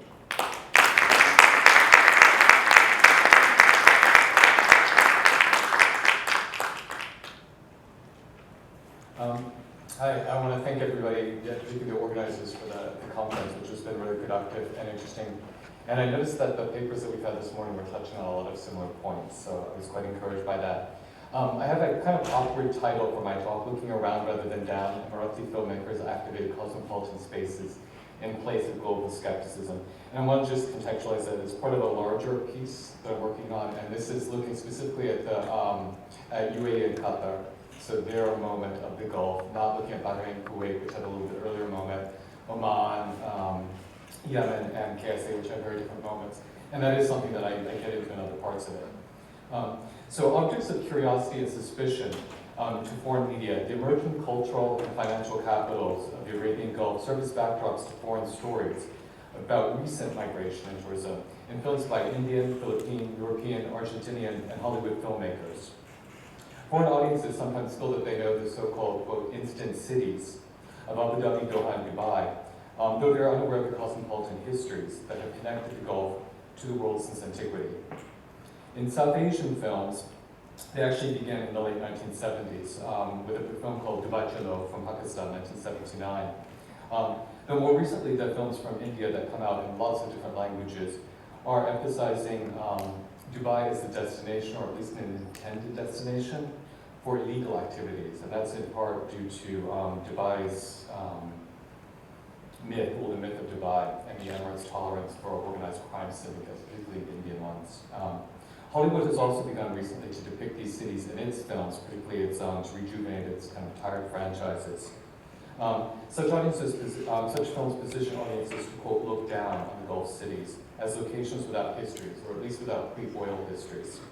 Emphasize through angle point of view shots atop skyscrapers, and we get to see that here, looking down the Burj Khalifa, or wide shots of caravans, either on camels or in sedans, of tourists penetrating an otherwise empty desert, or having to maneuver around camels, which always suddenly appear on highways. And that imagery is the opening montage for the Dubai sequence of Mission Impossible. It kind of does look down at the beginning. In all cases, no characters living in the Gulf appear anyway in any substantial way in these films. Producers, without the knowledge of the Manasa region, and I'm including South Asia in this part, films seldom look around to see the Gulf's multilingual, multi-ethnic, multicultural communities, its forms of cosmopolitanism that not only predate oil, but also predate European colonialism. This paper examines Emirati filmmakers whose earlier shorts have competed in the Emirates Film Competition, which for more than a decade has supported short, narrative, and documentary films by both students and non-students. Which are films about everyday life by people who consider the Gulf home, regardless of where they're from themselves. The EFC is actually one of several initiatives in media and film since 2000 in UAE and Qatar, and we've got some of them right there. Over the past 5 years, EFC alumni have actually gone on to produce features, and that's one of the things I'm interested in this particular paper, that have received international festival and theatrical exhibition, opening a place for the Gulf within the commercially driven spaces of international film culture. These films potentially add a new direction around rather than down to the ways that foreign audiences might see the Gulf. They challenge European models, and to some extent they even challenge some of the state models that we see, particularly the ones to Arabize culture by renewing so-called heritage, and you see that with camel racing, falconry, certain forms of dance, etc. Emirati filmmakers therefore negotiate a distance between space, which is geographically defined, and place, which is culturally and emotionally defined, to narrate stories about these multi-layered cosmopolitanisms within these so-called instant cities in these unrecognized ancient lands. Ali Mustafa's City of Light from 2009, Najum Al-Qayman's Hamama from 2010, which is a documentary, and Nawaf al-Jahani's Sea Shadow from 2011, and that one might have actually played here in Lebanon, I think. I'm not sure, got the nose play. Challenged expectations by foregrounding interactions in communities as part of negotiations within this accelerated development of the past few decades, but actually continue this much more lengthy looking around and looking outward. So the a little bit of historical context. Abu Dhabi historian Muhammad Al-Fahim notes that the history of the Gulf is often been written by foreigners. We are in a lamentable position, he writes. We must study the past from the perspective of foreigners, using their old documents and photographs in our research. Certainly British colonial writing comes into play here. T.E. Lawrence's The Seven Pillars of Wisdom from 1922, and Wilfred Bessinger's Arabian Sands, 1959, continue to guide impressions about the Arabian Peninsula, Al Jazeera, which the British had called Arabia, with its infamous pirate coast, which was the story that they had invented to negotiate some sort of imperial order over the area.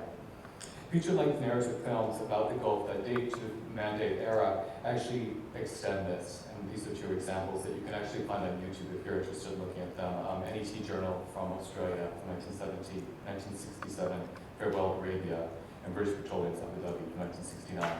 And these repeat these somewhat romanticized and orientalist views of the Gulf that establish a backstory for the so-called instant cities that somewhat arise out of the desert, and that continue to inform a lot of foreign media on the Gulf. Contemporary Anglophone television media tends to emphasize three paradigms, and these are particularly before 2008 when the credit Dubai. So the first one of these masculine-coded pleasures, such as horse racing, sports cars, and STEM-related triumphs of architecture and engineering. And these are examples from Mega World Dubai, which was a UK production for 2002. Feminine-coded pleasures of shopping malls, souks, restaurants, and luxury hotels. And those are scenes from Cheryl Gillespie from Canada, 2006, 2 episodes of her Let Shop, Arabian Gulf states in Abu Dhabi. And then also human rights-oriented displeasures, particularly around Kafala, the state sponsorship system. And this is examples from 2020's 2006 story, The Dark Side of Dubai. What these gets dropped in these sources, what a sense of what it is to live in the Gulf, and also the historical context that has shaped experiences in the Gulf. The view is always from the outside, and it's always recent. It makes no effort to speak the languages and to look around and see the cultures that have commingled in the Gulf for centuries. They arrive in search of evidence to confirm their preconceived expectations, and then they usually fly out. Hollywood sex comedies and adventure fantasies make use of the Gulf to revive their middle-aged stars, Sarah Jessica Parker, Tom Cruise, for example. And I want to point these out, and I'll come back to it at the end. You'll understand why I'm talking about them a little bit at length. With Sex and the City 2, this was from 2010, cultural chauvinism is vaguely concealed under the veil of white 1970s-era feminism. The protagonists from New York sing karaoke version of the folk singer Helen Reddy's 1972 hit, I Am Woman, in this nightclub. Now they are on the center image. The shots of the foursome from New York are intercut with reaction shots of various other women, white and non-white, as they nod to the song's rhythm and its message, thereby suggesting the success in universalizing this particular feminist claim to signify our women. In some sense, the film is actually a revision of Gayatri Spivak's formulation. In this case, it's positioning brown women as somewhat awaiting, or somehow awaiting white women to rescue them from the oppressions of white men, which comes later in the film. And that's towards the, I think it's, no, okay, I do want this slide. In the film is framed as the oppressions of the brown men are non-designer abaya and shayla, and the ones that they wear are not like the ones that people would be wearing in Dubai at that time. To conceal their European couture fashions, and they somehow need to be liberated from this in some sense. Although the women are understood as sophisticated, these are the Sex and the City women in New York, they seem somewhat provincial in the Gulf, somewhat like the stereotypes that people have for European expats. In the film, the plot actually borrows from that tabloid scandal in 2006, where a British expat and a British tourist were arrested for having sex on the beach in Dubai and deported and fined. Souks also in these films become inhospitable places, which become quickly deserted and suddenly overcome with sandstorms. And these are some images from Mission Impossible Ghost Protocol from 2011, which was actually co-produced by a UAE filming agency. And we've got Tom Cruise running from the Burj Khalifa through the gate, which is the building that looks like a gateway. It's about a 30-minute walk, 2.5 kilometers. He does this very quickly. And what's interesting is that the sandstorm actually evokes, in my reading of it, 9/11 massive clouds that you saw like in footage of the Twin Towers collapsing in New York. It doesn't look like a sandstorm that I've ever experienced. Stories from the Gulf have proliferated since the development of Beirut's film composition in 2001, and also the Gulf Film Festival, which is a specific one which has been postponed this year, but since 2008. Most Emirati and Qatari productions are short films, often by students. They focus on issues of identity, dialect, accent, cultural and environmental heritage, national dress. They also focus on legends and what it's like to live as a minority in one's home state. And some of them actually also address social problems, such as mixed parentage, migrant labor, and even racism. Few of these, however, receive any sort of exhibition outside the Gulf. Their significance, however, is evident in consideration of what it's like to live in a place where you're completely submerged by foreigners. And that doesn't apply to all the Emirates of UAE and not all the parts of Qatar, but particularly the cities that I'm talking about. The festival theatrical exhibition of features, and these are some clips from features as well as from the television series 3, which is a Ramadan series, open another space for cosmopolitan representations of the Gulf as a historical condition. So this is where we get to the instant cities and the antique lands. And I'm taking antique lands from Amitav Ghosh. And he describes the disappearance of physical traces of, quote, the small, indistinguishable, intertwined histories, Indian and Egyptian, Muslim and Jewish, Hindu and Muslim, that have been partitioned long ago, and thereby erasing any sorts of these particular categories of knowledge. In his own novels, he actually works towards what he calls a historical cosmopolitanism, as a, quote, recuperation and inevitable reinvention of discontinuous past, in the plural, gently told from a localized perspective, but threaded into a greater story's global history. Employed by Europeans as sailors and militia from the 16th to the 20th century, Lascar, for example, from South Asia, anticipate waves of migrants of non-Arabic speaking people to the Gulf. But at the same time, Arab merchants also migrated to India, where they worked and married Indian women and became known as Bombay Kuwait Wallahs, whose presence in Mumbai and Kuwait today, quote, belies Gulf nationalist myths and depict the region as belies Gulf nationalist myths that depict the region as intrinsically or exclusively Arab, and moreover reveal, quote, people from throughout the Arab world, Asia and Africa, were not always assumed to be not Khaliji, that's not from the Gulf, inherently foreign or temporary part of the region, as foreign residents are today, and that's a quote from Atia Ahmed.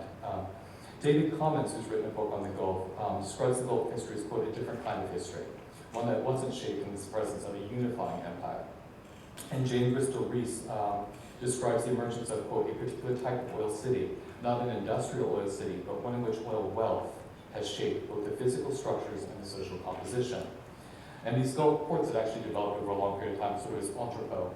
And it was Southeast Asian spices, Indian textiles, Persian silks, and East African ivory and slaves that got traded in this place, to give you a sense of how cosmopolitan it was. The notion of the instant city, however, arises particularly in relationship to the architecture that people tend to imagine burst out of the desert, kind of like a plant. Particularly in the case of Dubai, it's misleading because Dubai actually began its accelerated development back in 1902, and that was after 30 years of being a very important port with Persia and India. Architecture does play a role in the branding of the cities of Abu Dhabi, Doha, and Dubai, but it's often dismissed as this kind of any-place architecture, particularly when people talk about the Guggenheim franchises by Frank Gehry, and we have one that's going to go up in Abu Dhabi. And I wanted to kind of make this comparison with the 1889 Universal Exhibition in Paris, and that's the Timothy Mitchell's book. He describes how the Cairo part was carefully constructed with dirt to make it look real. And his interpretation of it, it mobilizes France's colonial power to relegate Egypt to a distant past. What we have here in Dubai is that we don't have that little detail, that little reality effect. And we've got here the Jumeirah Mosque from 1998, and it looks its age. It doesn't look the age even of the Mercy Al Abbas, even though it's been kind of cleaned up here. And you get this continue with other things. So we've got the Al Wafi Mall, and it's actually the Raffles Hotel that has the pyramid that looks like Giza. Even Batuta Mall, which has this entire journey from Al-Andalus to China. And it doesn't look dated, it looks new. And I think that this plays into this idea of architecture in the Gulf state as announcing that they're participating in a global present, rather than they're trying to reclaim something. Like the critiques of the architecture, critique of City of Life, and that's the film I'll talk about, Ali Mustafa, from 2009, is sometimes dismissed as derivative of Hollywood's Traffic and Bollywood's Yuva, because it has these three stories. But the film's narrative device of a traffic accident along Sheikh Zayed Road points to ways that urban spaces have become increasingly segregated, spatially and temporally, making them less cosmopolitan in like an Indian Ocean sort of way and more cosmopolitan in a European sort of way, or post-colonial European sort of way. With traffic extending for an hour, the drive, that comes up later. The drive of a few kilometers from Dubai, the older part of Dubai, whose neighborhoods like Burj Dubai, Deira, and Kamra are largely inhabited by middle-class South Asians, Southeast Asians, and non-Gulf Arabs, to New Dubai, so Palm Jumeirah, Dubai Marina, etc., which are largely populated by European expats from Britain, Australia, Canada, United States, as well as some Emirati and other Gulf nationals. So he gets into this particular geography that becomes more pronounced since he's made the film. What he's inspired by is Bollywood, Hollywood, Tollywood, Bollywood, all these South Asian filmmaking things which he grew up watching. And Indian films are actually very integral to Emirati film history. In the 1960s in Dubai, there were two cinemas that played Hindi film. In other parts, they played British films, and there was kind of a competition of what was more considered more elite and cosmopolitan. But City of Life actually emerged from the idea of making a film about a Shah Rukh Khan look-alike in Dubai. And this plays into Shah Rukh Khan's presence as an actor, not only for his acting, but for his ability to lip-sync and dance to the playback scene. And there's a film that's made, and I showed an image of it earlier on, from Mahmoud Kabour, who's Lebanese, who lives in Dubai. He made a film called Champ the Camps, which actually reproduces the Om Shanti Om graphics in this story about laborers singing this competition called Champ the Camps that's done in Dubai every year. I dropped that for this particular paper. In City of Life, Dubai is more than a setting or backdrop. It's the central character. It's multiple places within a larger space. The film weaves together three narrative threads, one concerning a young Emirati man, Faisal, another young Romanian woman, Nadia, and the third one about a young Indian man, Basu. In addition, there are other nationalities in supporting roles, including non-speaking parts, and the film reveals towards its end that their stories are all part of the city of Dubai. Although City of Life highlights the story of a taxi driver, that's Basu in the bottom at the wheel, therefore highlighting kind of racial coding of South Asians as temporary labor in South Asia. It also shows its intersections with middle-class South Asian diaspora, and that's Khan, the guy in the back, who's lived in Dubai forever. And it also shows Basu kind of changing. He moves from an expat who thinks about just sending remittances to one who actually has his own Indian dream in Dubai. And this way the film highlights what anthropologist Nira Vora, her observation about Dubai's Indian diaspora is, quote, neither invisible nor temporary. Important to this film is Mustafa's choice of area of Dubai to shoot it. He shoots most of it in the older parts, Dera, Burj Dubai, and you can see those with the yellow suns that are placed there, as well as Satwa. One of the most pedestrian-friendly parts of Dubai, Satwa is also one of the first parts that actually received water and electricity, and it was always a low-income area.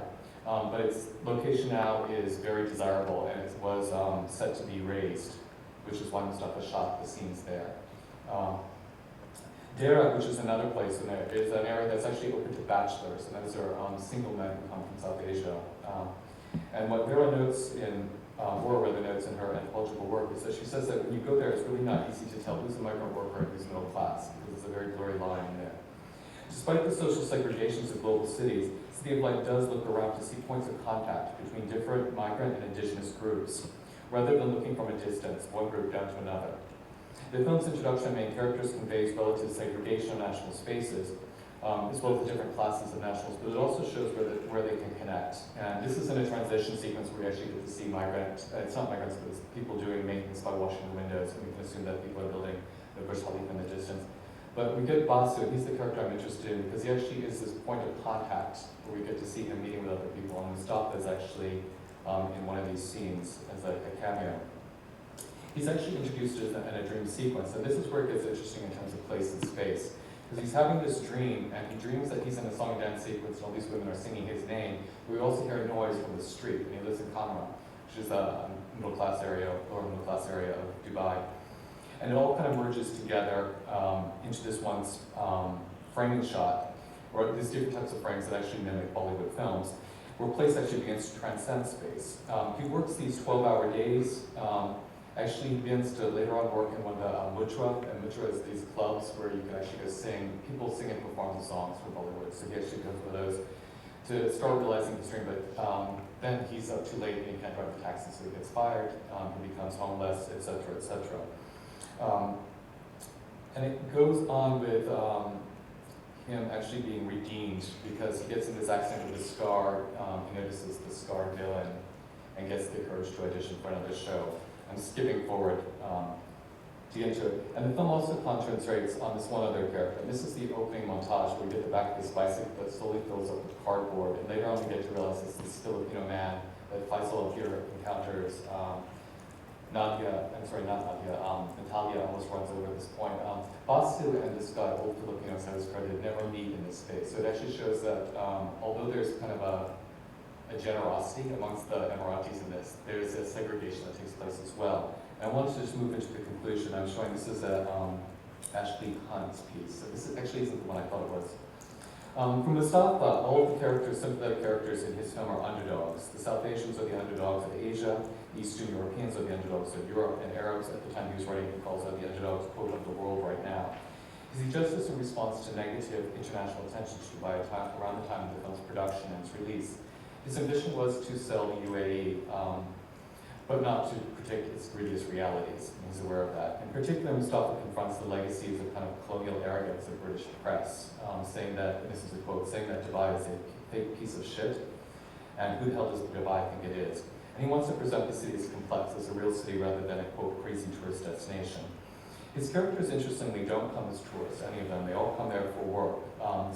Film doesn't provide information about why. Basu leaves Gujarat, another taxi driver leaves Kashmir, Natalia, Romania, Olga, a character from Russia, Guy, Australia, Nasser from Egypt and the United States, and all Filipino Philippines.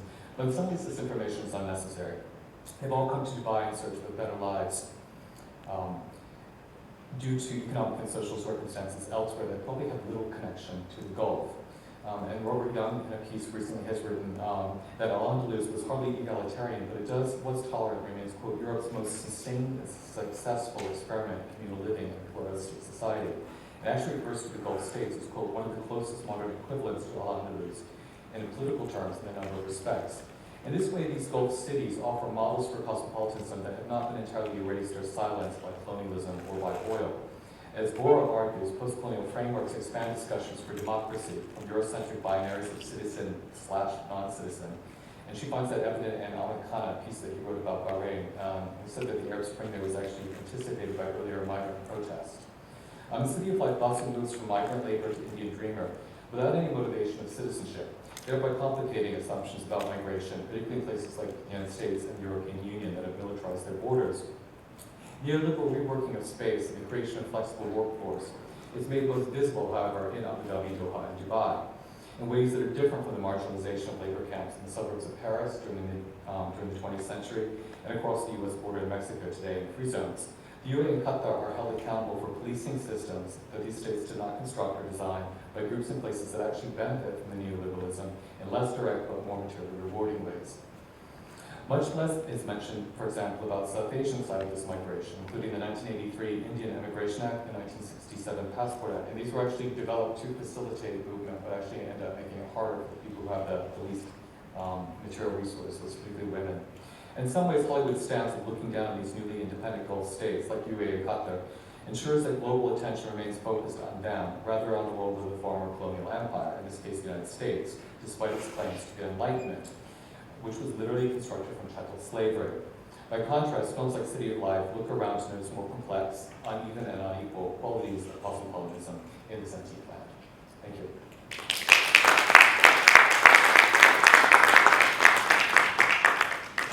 Sorry for going over. My timing was very off.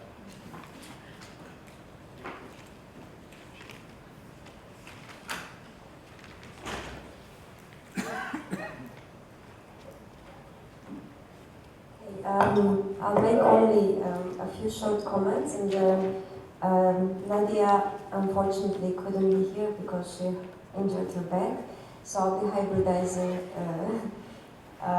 I'll be combining Nadia's comments that she sent on your papers with some of the observations that I managed to make here.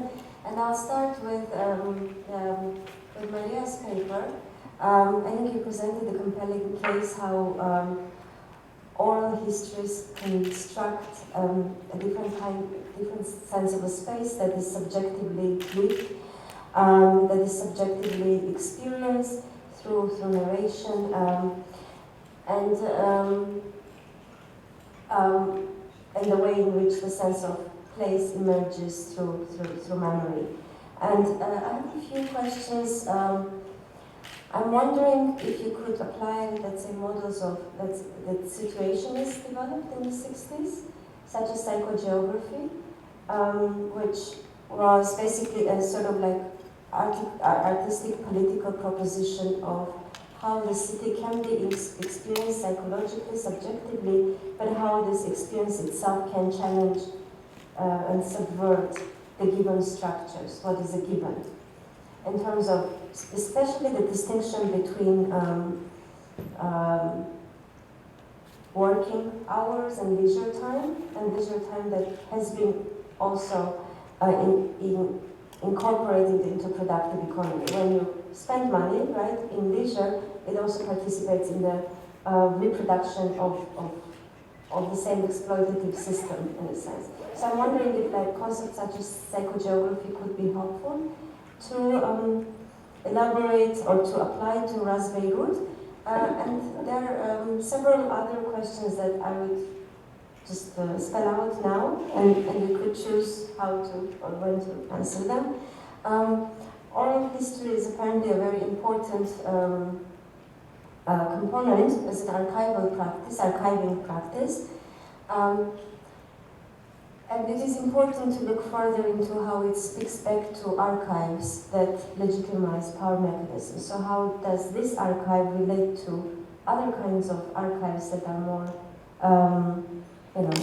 rigid, institutionalized, etc., etc.? Does it speak back to them? Does it challenge? Or how does the oral history archive position, how is it positioned in relation to institutional archives?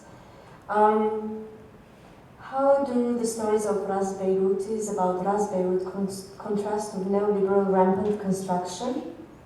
And does the hybridity of Ras Beirut that emerges through these stories participate in the way the area is packaged now for gentrification and rampant urbanization? And this is a question from Nadia as well. How can an oral history project resist falling into discourses of gentrification? And what role does the pluralist discourse of Ras Beirut is playing actually sustaining sectarian difference of being two faces of the same coin? And finally, I think these are many but related questions. In the stories of peaceful coexistence, tolerance, what is silenced? What is not being articulated? What is being repressed in a sense? And a few reflections on Dale's paper. Thank you for this very informative, very thick, in a sense, paper on the Emirati filmmakers and their challenge to the way in which the place is positioned in the sort of homogenized, empty time of neoliberal globalization, and how this historicization through film practices of the place can challenge that construction of a homogeneous, empty time that presents the UAE and Qatar as a non-place.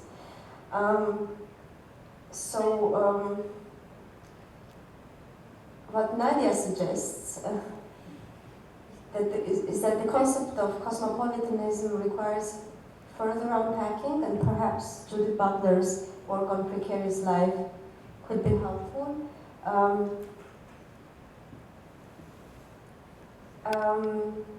How does, and some of the questions that she's proposing is how does historical cosmopolitanism relate to and contrast with neoliberal policies that in fact stress hybridity and difference?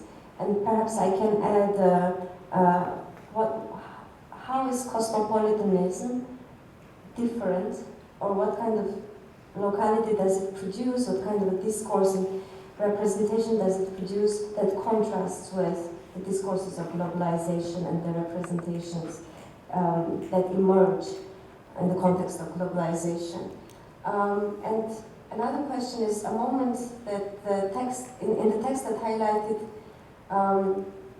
the relationship between cosmopolitanism and globalization, but also in the context of hybridity and difference, is the point when the scar faced by the taxi driver, the fantasy of the good life that he pursues, is essentially based on woundedness. And Nadia is asking what type of cosmopolitanism takes woundedness and injury into consideration. And finally, one last point. You presented a sort of contrasting politics of representation produced, let's say, by Hollywood, and one that is constructed or produced by local filmmakers. And given that the image that UAE especially presents to the world as this sort of non-place politically, in a sense, and economically, as a place that is a non-place, almost this futuristic construction, that is also very porous to outside discourses. I'm wondering if there are any intersections between the way the image of the UAE is produced by the local filmmakers and the global film industry, or the global, let's say, cultural industry in general.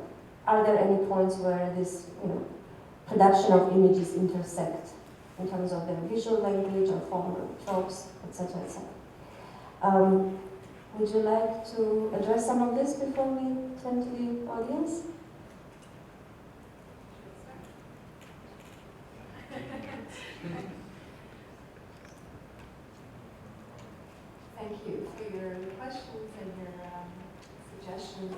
think there's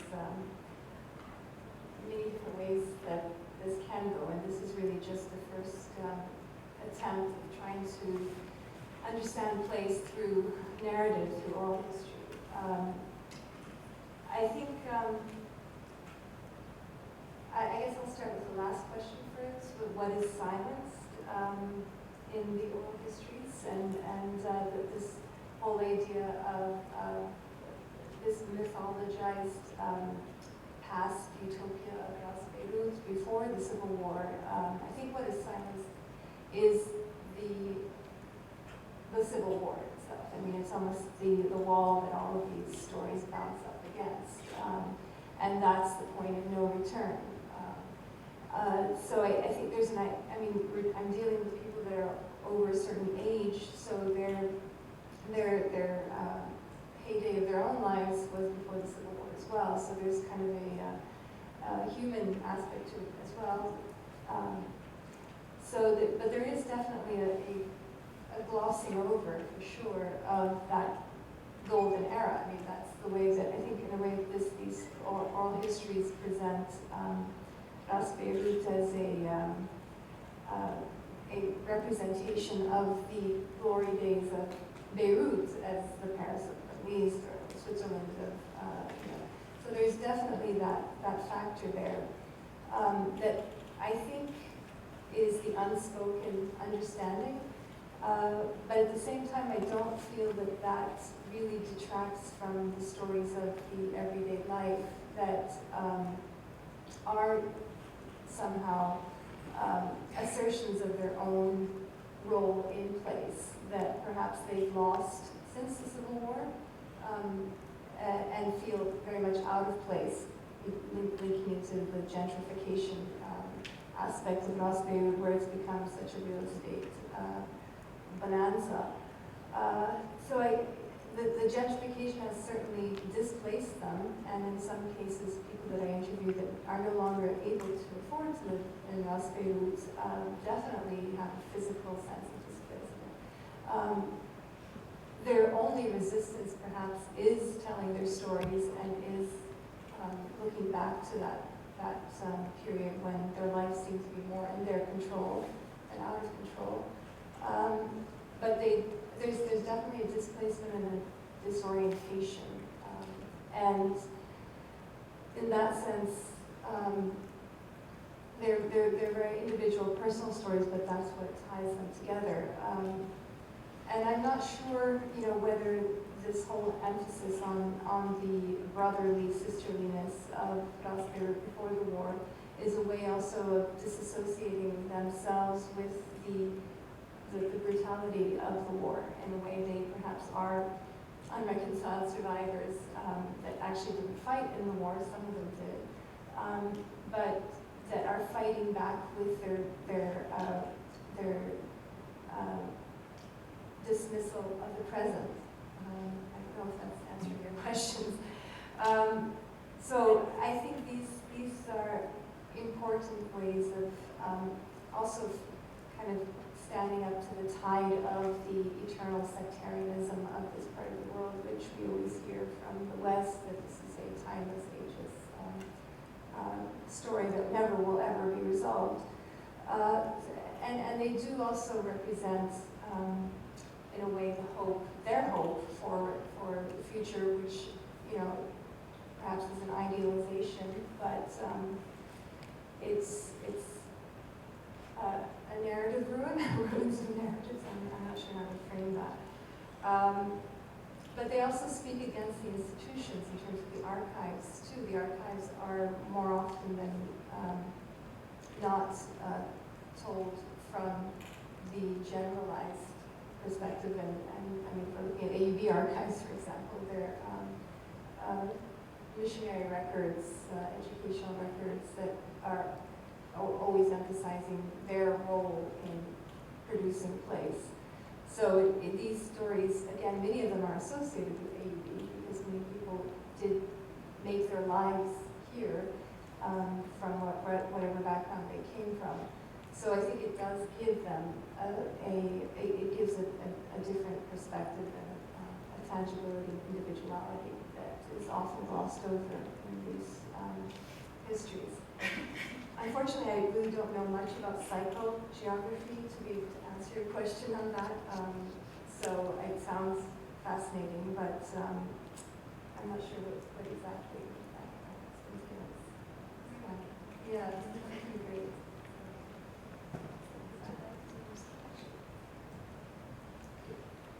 Thank you for these excellent questions, because these are things that I'm trying to think through. For the first question, if I'm remembering correctly, cosmopolitanism and neoliberalism, how they intersect. I think what I'm trying to draw through here is looking more from, Homibada had vernacular cosmopolitanism, or Jinapadurai cosmopolitanism from below, and Ghosh, the historical, rather than the Kantian kind of one through Appia, which I think is more the neoliberal kind of cultural commodification as heritage. That sort of, to some extent, flattens all sorts of experiences, where these ones are not looking for that flattening. They're looking for things that are incomprehensible, that are separate, that are segregated, that are uneven and unequal. And with this particular film, the part that I kind of like zipped through was, it's got some optimistic parts. It's a very optimistic film in the end, and a little bit of a fantasy. But I think it's purposely done that way because it's responding to other forms of media. So at the end, we've got old Filipino, this character who picks up his lottery ticket, which happens to win him $1 million dirham. And it turns out that it's Faisal's father who sponsored this ad campaign for that thing, that guy who's this Australian, this working class Australian who becomes kind of like a king in Dubai, and is just an awful person all around. So it kind of connects them together, so it does facilitate this kind of very happy Haliji kind of benefiting the Arab world kind of thing. So that, there's that part of it. And I don't want to overemphasize the potential for them to complicate those myths. And it does particularly come through the scar that the character Basu gets. But I think that what's interesting is because there's so few of these MRT features that have been produced, there actually are lots of other ones that have been produced, but not quite as professionally, and they haven't gotten as much visibility, is that it does show kind of the very uneven character of the media industries in Qatar and UAE that I've been focusing on. People turn over all the time, the companies merge, they separate. It's very difficult to figure out who's making the decisions and why they're making particular decisions. And what's interesting is that when the films comes out is they do represent, I talked to young filmmakers about this, as like with Nawaf Shahani, he made this film Sisha, which is about Ras Al Khaimah, which is a very, very different part of the UAE from other parts. And I was like, well, how do you feel with this film going out much more earlier than his earlier film, which was about Dubai? This is kind of representing the Emirates to people, and it's like, I don't want that responsibility. And I totally understood that, but I'm kind of like, within a larger framework, you have to. He's screwed around with that. This film, City of Life, I keep coming back to it because it shows things that aren't as easily kind of pigeonholed in areas. Because even Hamama, which is about a traditional healer in Sharjah, is easier to separate from the Sharjah, which is all skyscrapers and indistinguishable from Dubai. So I think that this film has a little bit of an edge to it in different ways that aren't perfect by any means, but that add a little bit more to speaking to the world rather than speaking just locally to home. Any questions from the audience? Thank you. Thank you both for these papers. I actually wanted to ask a question that was one connection between them, but is primarily addressed to Maria in terms of your research. You portray very vividly how the residents portray this utopic, maybe mythologized, but clearly, as it were, in some sense, real past, given the consistency of the stories and so forth. And I was wondering whether when they speculate that Rasbo was not like, because you emphasized that a few times, but you're saying it wasn't like X or Y, whether they ever speculate as to why Rasbo was like that, and what was the foundation of this particular quality that the area has. And actually, just in your responses, I was wondering whether they connected, in fact, to AUB, because it occurs to me, which it hadn't occurred to me in the same way before, that actually thinking back to Al-Andalus and Cordoba and another mythological past of of tolerance and interaction, but actually the common factor there is the university, or effectively the university. And whether they compound that into their memories, or whether it's just in some sense an unstated element which seems to be the particular factor that makes Glasgow so particularly unique. Yeah, they do. I mean, AUB is, it depends who I'm talking to, but more often than not, it's without a doubt the role of AUB's presence here is what is the reason for this mix. When people say that, I started off the talk with one person who said that it was because of their mix that AUB came here first. So there's about 30% to that. They're usually from the older families that have lived here for who knows how long, but they claim hundreds and hundreds of years in the Mamluk period. But generally speaking, there is a clear recognition of the role AUB played, but not AUB as a foreign institution, AUB as a place that they made also. I mean, whether or not they sold land or not, but that they also made part of their own lives, and they contributed to, and then from AUB they were able to branch out and take on other roles. There's a really strong theme of making life in Ras Beirut. Ras Beirut was a magnet because of AUB for people to come here. But in coming here, they were seeking their own futures in a way, not seeking to be converted to Protestantism, which was originally the reason why the missionaries came to this part of the world, obviously, in the first place. But yeah, it's always AUB or Ras Beirut, the chicken or egg question. And many people say, of course, it's AUB without a doubt. It is something that I do ask. And those that say it wasn't AUB also, that say other factors involved, the landscape, the openness of the sea, the sparsely populated area that it used to be. So there's an element of the sea and geography, and needing to depend on each other because of exposure to the elements as well.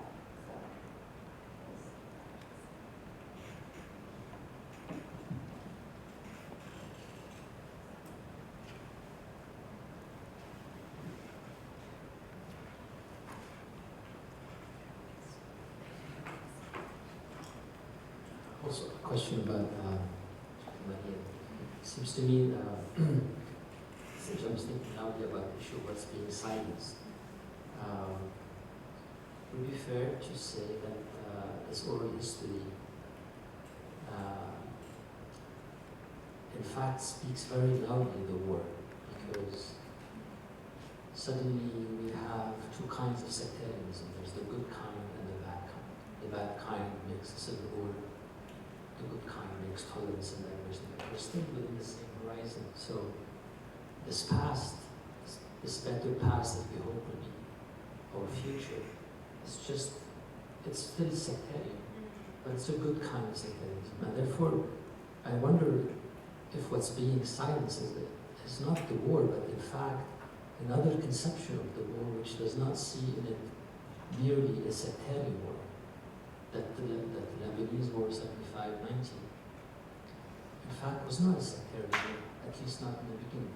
And this is kind of occulted. Can we dare to think that the Lebanese War was at some point meaningful? And seeing these kind of accounts of a tolerant sectarianism seems to completely occult that possibility. One of you have comments. So that the war was not caused by sectarian conflict. Is that what? I think that there's definitely that good sectarianism. The idea that this is what made Ras Beirut so exceptional was its mix, its sectarian interconfessional mix. But that's an interesting question as a way to mask the other, or the class or economic causes of the war? Is that what you're... Or something very political, like all these terms are sometimes we shy from it, that there could have been emancipatory potential to the war, and therefore that the horizon that we could look towards is not sectarian tolerance or cosmopolitanism, but again a good idea for another idea, a political idea that exceeds this idea of tolerance. I mean, I know it seems animal, but for me it's very troubling that our horizon is religious tolerance. That's a depressing thought. No? Is that it? Well, I mean, often it was definitely the idea of religious tolerance, but also that religion wasn't mentioned either, that it wasn't really a factor. Of course it was, though. I mean, in terms of intermarriage and that kind of thing, there were very few intermarriages in Glasgow between in the 50s and 40s, and when they did happen, sometimes they were devastating for a particular family or another. But the claim is also that nobody asked who you were, so it was almost like religious differences didn't matter. So I'm not sure that's a very interesting question.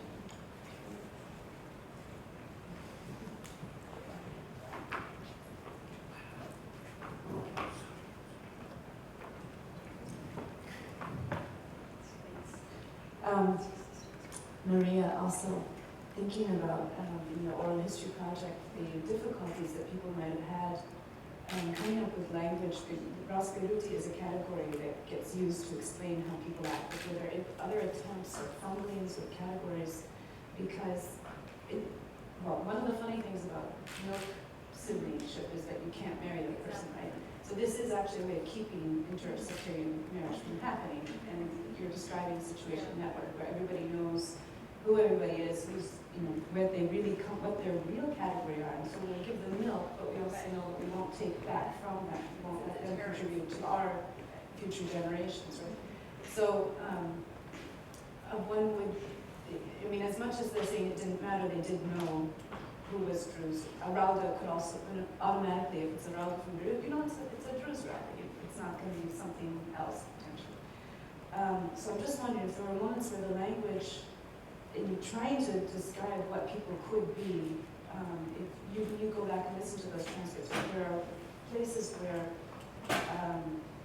you can sense that people feel that the Druze category or these other categories don't work, and there's something else that they want to carve out to suggest where they could go with being people from Ras Beiruti. I'm not sure I'm understanding what something It's just beyond. to get at the tensions in those, and there's something, as Walid's suggesting, something very sinister about saying all the time, it doesn't matter, but we actually do know. If there was anything that came out of those interviews that suggested there is something we don't know, but we're all kind of pushing for.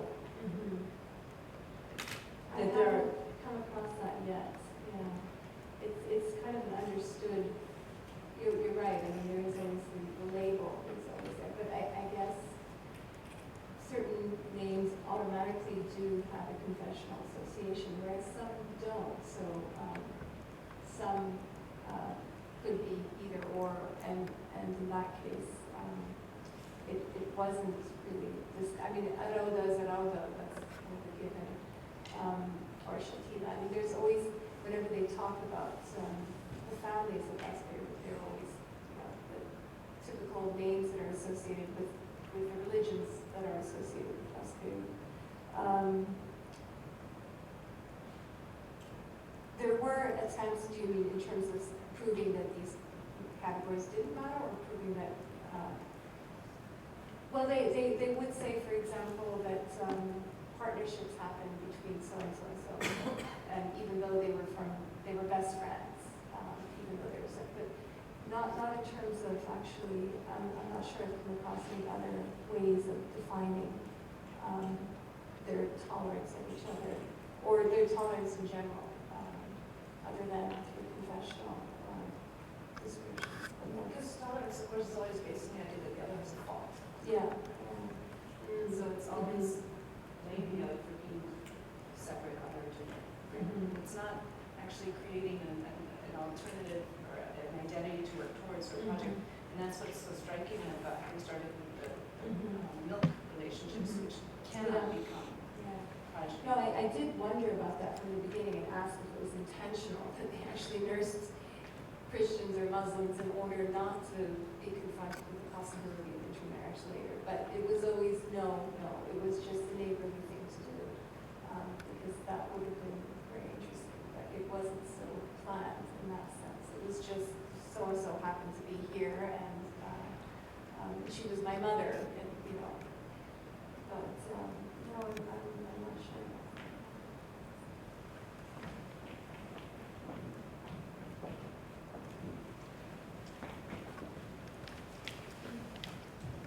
What's fascinating as I listen to this is, I'm sure somebody has thought of it, the similarity of the dynamics that takes place when I used to go to, when I went to the University of Michigan or to Bristol. And so the space there was becoming a place amongst us as students from the Middle East, not just Arabs, but also some people from Africa, and that we were creating a place within the space in these universities. Now, just thinking whether there's anything sort of similar to what's happening in Ras Beirut, that basically what we're getting into Ras Beirut at that time was kind of the AUB certainly as it was coming, and the potential of the sparsely, there's a different situation here geographically than other places in Lebanon, and so you were able to have more of this interaction between the particular families who were here. Then what you were getting were the kind of dynamic that was taking place in Ras Beirut had the factors that in some way, I lived, when I went to Michigan, I went to Bristol, I lived actually because I was in New York City before I came to Beirut, so I came from New York City to Ras Beirut. And so those three experiences of mine, I was thinking there's a lot of place and space situations there. So I'm just wondering whether anybody has ever would think about how, as we're trying to understand what happened in Ras Beirut, which was, however you describe it, was a unique place. So whatever you want to give it, whatever terms you want to give it, it was truly, from 1956 till that's when I first started. That became my home in Ras Beirut. So just that dynamic of getting this of a situation similar to when people go to a space that isn't really owned by anyone. And they make out of a place. So we had the Arab students of the Michigan Union, the student union, we were making it a place where you had Muslims and Druze and Christians, a similar situation to here, as well as Americans and all that sort of stuff. That is just the idea that's going to my head, that there's something for anybody who wants to really look at the Ras Beirut phenomenon. Perhaps might find some similarity to what happens to students when they make a place out of space. I hope that wasn't just totally out of place. I have a quick question for Dave. In the context of the proliferation of these film institutions and film festivals, how does local production in that context positioned in relation to the larger context of Arab cinematography, but also what is being shown in these film festivals? And I'm thinking that as a parallel, the dynamic between the local and the global that is being produced, let's say, by Art Dubai is a parallel example, wherein there is a very strong push locally to sort of historicize what came out of UAE, the snippets of, let's say, modern and contemporary art, and to sort of facilitate local production, but at the same time there is a very strong push to position those events as like epitomes of global art events. Yeah, that's a really good question, because there's Art Dubai, there's also Abu Dhabi Arts, and then there's book festivals. They went to literary festival, and then this is the Abu Dhabi Book Fair. So it takes place in multiple levels in the arts, in a very different way from Sharjah, for example, with the Biennale and the different museums there. I think that with film, how it intersects is the Abu Dhabi Film Festival and Dubai International Film Festival both have very generous pre-production funding for Arab film. Okay, and that's the Arab part, but not the South Asian part of this particular history, and not the African part either. So they have created a lot of films through the Sanat Fund, is the one from Abu Dhabi Film Festival. It is branding itself, and still it's kind of in this benevolent Gulf, Khaliji kind of, to the Arab world kind of way. But they are trying to create more networks in order to facilitate filmmaking by people who live in the Emirates, particularly Emirati nationals and citizens. It's varied in terms of what's come out. What was interesting is that, what's the name of there's a 2454 is the free zone for media in Abu Dhabi, and they have classes that anybody can take and enroll, and they have professionals that really help you make your film look professional. And they had 2 shorts that they actually played on at the AHI Airlines. And it was really interesting to see the 2 that they had chosen. The 2 that they had chosen were always encounters between European expats and Emirati Arabs to show that the Emiratis were not terrorists. And I thought that was interesting because that's such a minority of the film productions, but those are the ones that were chosen to be on the airplane with some other shorts by other Arab filmmakers that had come through various organizations here. So, I mean, it's complex, it's sorting itself out, it's still very new, only 10 years. One last question. My question is to Leah as well. I'm thinking again also the question of the global and the local, and I was wondering if you look at the films away from the perspective of sort of a response to sort of colonialism, and look rather at how they intersect with the Emirates themselves and the social structures in there. How would you say they respond to those stratified structures themselves? Does that make sense? I think so. What's the like a local response versus a non-local? No, like if you look at the film as in how it relates to like the Emirati sort of society and the way it reflects it in a sense, and these intersections between the different people and between workers and different classes. But if you look at it not just as a way of problematizing the colonial look at the Emirates as like emerging out of no space, but how also does it try to challenge those stratified structures themselves within the Emirates, if that makes sense? To challenge the social structure itself within the Emirates. Yeah, that does take place in the shorts. There's a lot of shorts that are about, I mean, there's a lot of prejudices, obviously, in the Emirates between Emiratis of different classes, different tribes, all that stuff, and that does come out in the short films a lot. I don't think that we're going to see that in feature films.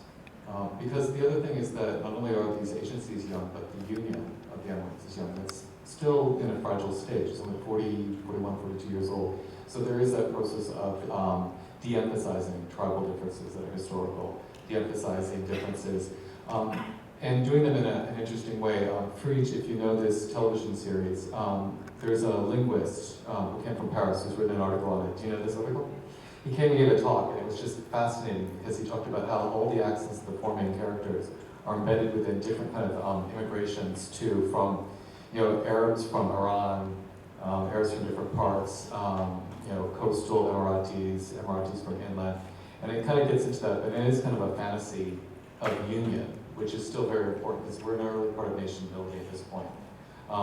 Where I think City of Life comes in is that usually South Asians are, but this comes from, I think, Neera Bora's analysis of the middle class Indian and working class Indian, is that they're builders of nation, not part of the nation building.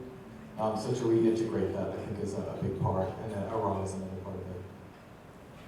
Thanks. Okay, Mahar perhaps can inform about the lunch plans because you're behind the clock. We're behind. Next week we look for lunch. 3/4 of an hour. It's up there. You can have the sandwiches at the seafront if you want, and then we come back at, let's say, 2:45. Would this be fine?